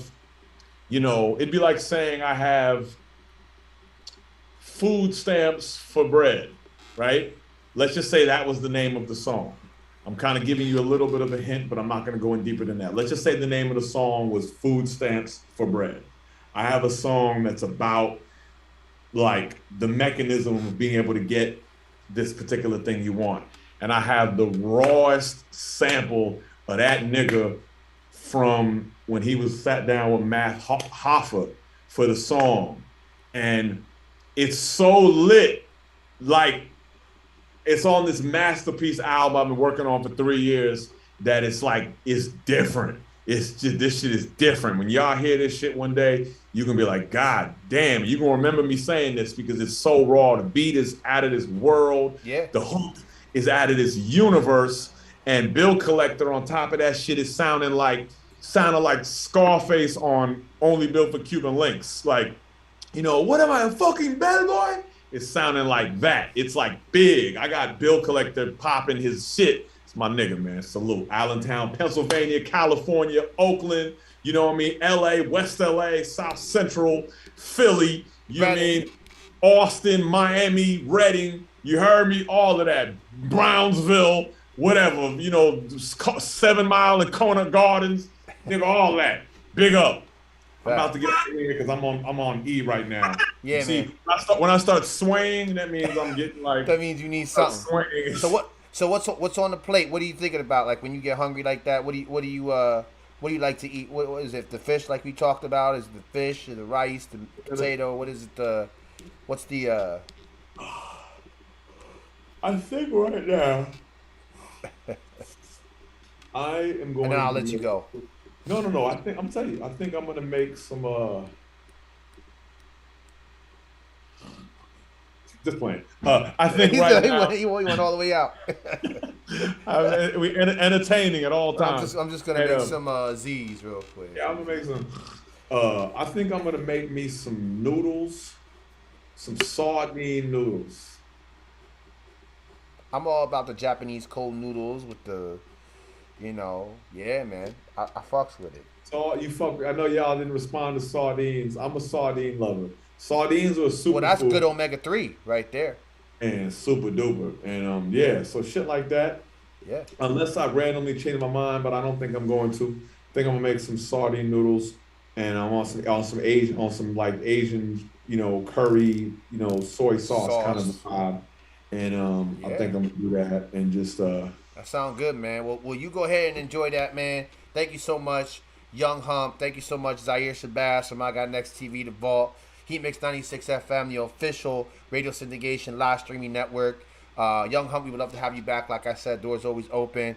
I'm a regular now. I got love for y'all, man. I fuck with y'all for real, man. Regular seat is a fact. I want to end the show with don't give it away. So if you want to bring that track in, I want to end it with Don't Give It Away, and we out. Okay. Yeah. The final words of this song is the nastiest but most honest, pure statement that I could make speaking on my dick. And because that's what I'm saying. Okay. I mean, I guess I have to explain the final bars of the song is I'm talking. Yeah, we're going in. The name of the song is "Don't Give It Away." I'm telling the girl, you got a corny boyfriend. Don't give it to no dude like that. And so the second verse, I wrote these 3 bars, and after I hit this third bar, I was like, there's nothing that I could say after that, and I just pulled the beat. So the song is like 1 minute and 30 seconds long because after I said this line, it's just like you have to be stupid to continue to rapping after that. That's how I look at it. Like sometimes there's certain there's only one line on the album like this that's this nuclear reactive. I mean, it's crazy. I said, so I'm telling the girl she shouldn't fuck with no dude that's that corny or whatever. So I say, hey, yo, that shit isn't it. Like when you think you being sexy trying to spit on my dick. Don't spit on my dick. Don't spit on my dick. And that happened to me one time. I had a girl spit on my dick from about the distance I am to this computer screen. And that shit wasn't it, man. It wasn't it. I wasn't fucking with it. You know what I mean? I'm not. She tried. She tried. Listen. She tried. People that perform, oral sex looks. Drool comes out. We're not talking about that. I'm talking about a motherfucker talking about, attitude. Like I was like, girl, what the fuck is you doing? That shit ain't it. What are you so doing? I said that shit is it. Like when you think one thing, bro. Do you got a TikTok or your music on there? Cause I'm gonna fuck your content up, yo. Oh, fuck my shit up. I do have a TikTok, Young Hump DU on TikTok. Yep. I got you, bro. I'm going to fuck some content up on your shit, bro. I'm gonna tag you. Yeah, they're watching too much porno, Hump. They're watching too much porno, so they're trying to do that Olympic shit. You know what I mean? They're trying to make you feel like they doing something bigger. Yeah, exactly. I was like, look, because I get it. That was an Olympic spit. It's beautiful drool coming out the mouth. Shit's happening organic. Thank you, ladies that do that, and fellas that do that to other fellas. God bless y'all. And men that eat pussy. God bless. Oral sex is for everyone to enjoy. But I'm just saying, my dick is not the curb. Right. You spit on the curb. Yeah. You spit in the trash can. You don't spit on my divine. You don't spit on my divine. Right. My shit, from like spitting on it, I'm like, what the fuck? I mean, like that shit, I couldn't believe it. And we still too much friends. Pornhub, I'm telling you. Yeah, I'm still friends with the girl too, but we don't get down no more. Too much OnlyFans, and everybody's trying to be, oh, she can spit that. Look how far I can spit.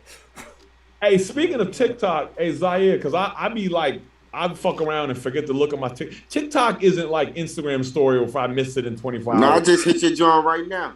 Okay, so but like if you make some content, it'll still be waiting for me. It won't disappear like 24 hours. No, it ain't going nowhere. I'm gonna tag you on that joint. Because it's a video. It's videos. Right.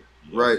Yeah, I just started my TikTok. I don't know. I'll try to follow you. What's your name on TikTok? I'll follow you on there too. Young Hump DU. Young Hump DU. Everything Young Hump DU. All right. But that's kind of dope, man. All right. So bring it in and tell them not how to spit on your dick. And this is yeah. Oh my goodness, this track, and here's the more scandalous part. Numbskull from the Loonies, right? Produced by Nummy Numb, but it's Numb from the Loonies. I was gonna say he, for those that don't know, I got 5 on it. It's Yuck Mouth and Numbskull. Right. Anyways, he produced it. He's a hell of a producer and phenomenal rapper. He snapped so hard on my mixtape on this one track, forget about it. But I was gonna say that he was gonna hop on it after that, and the thoughts of what he would have said after that is scary, because as he said in one of his rhymes, I've been on my scummy shit for a minute, man. That nigga will go way beyond that. But due to time, he didn't have time because he was moving. He didn't have time to lay the rap.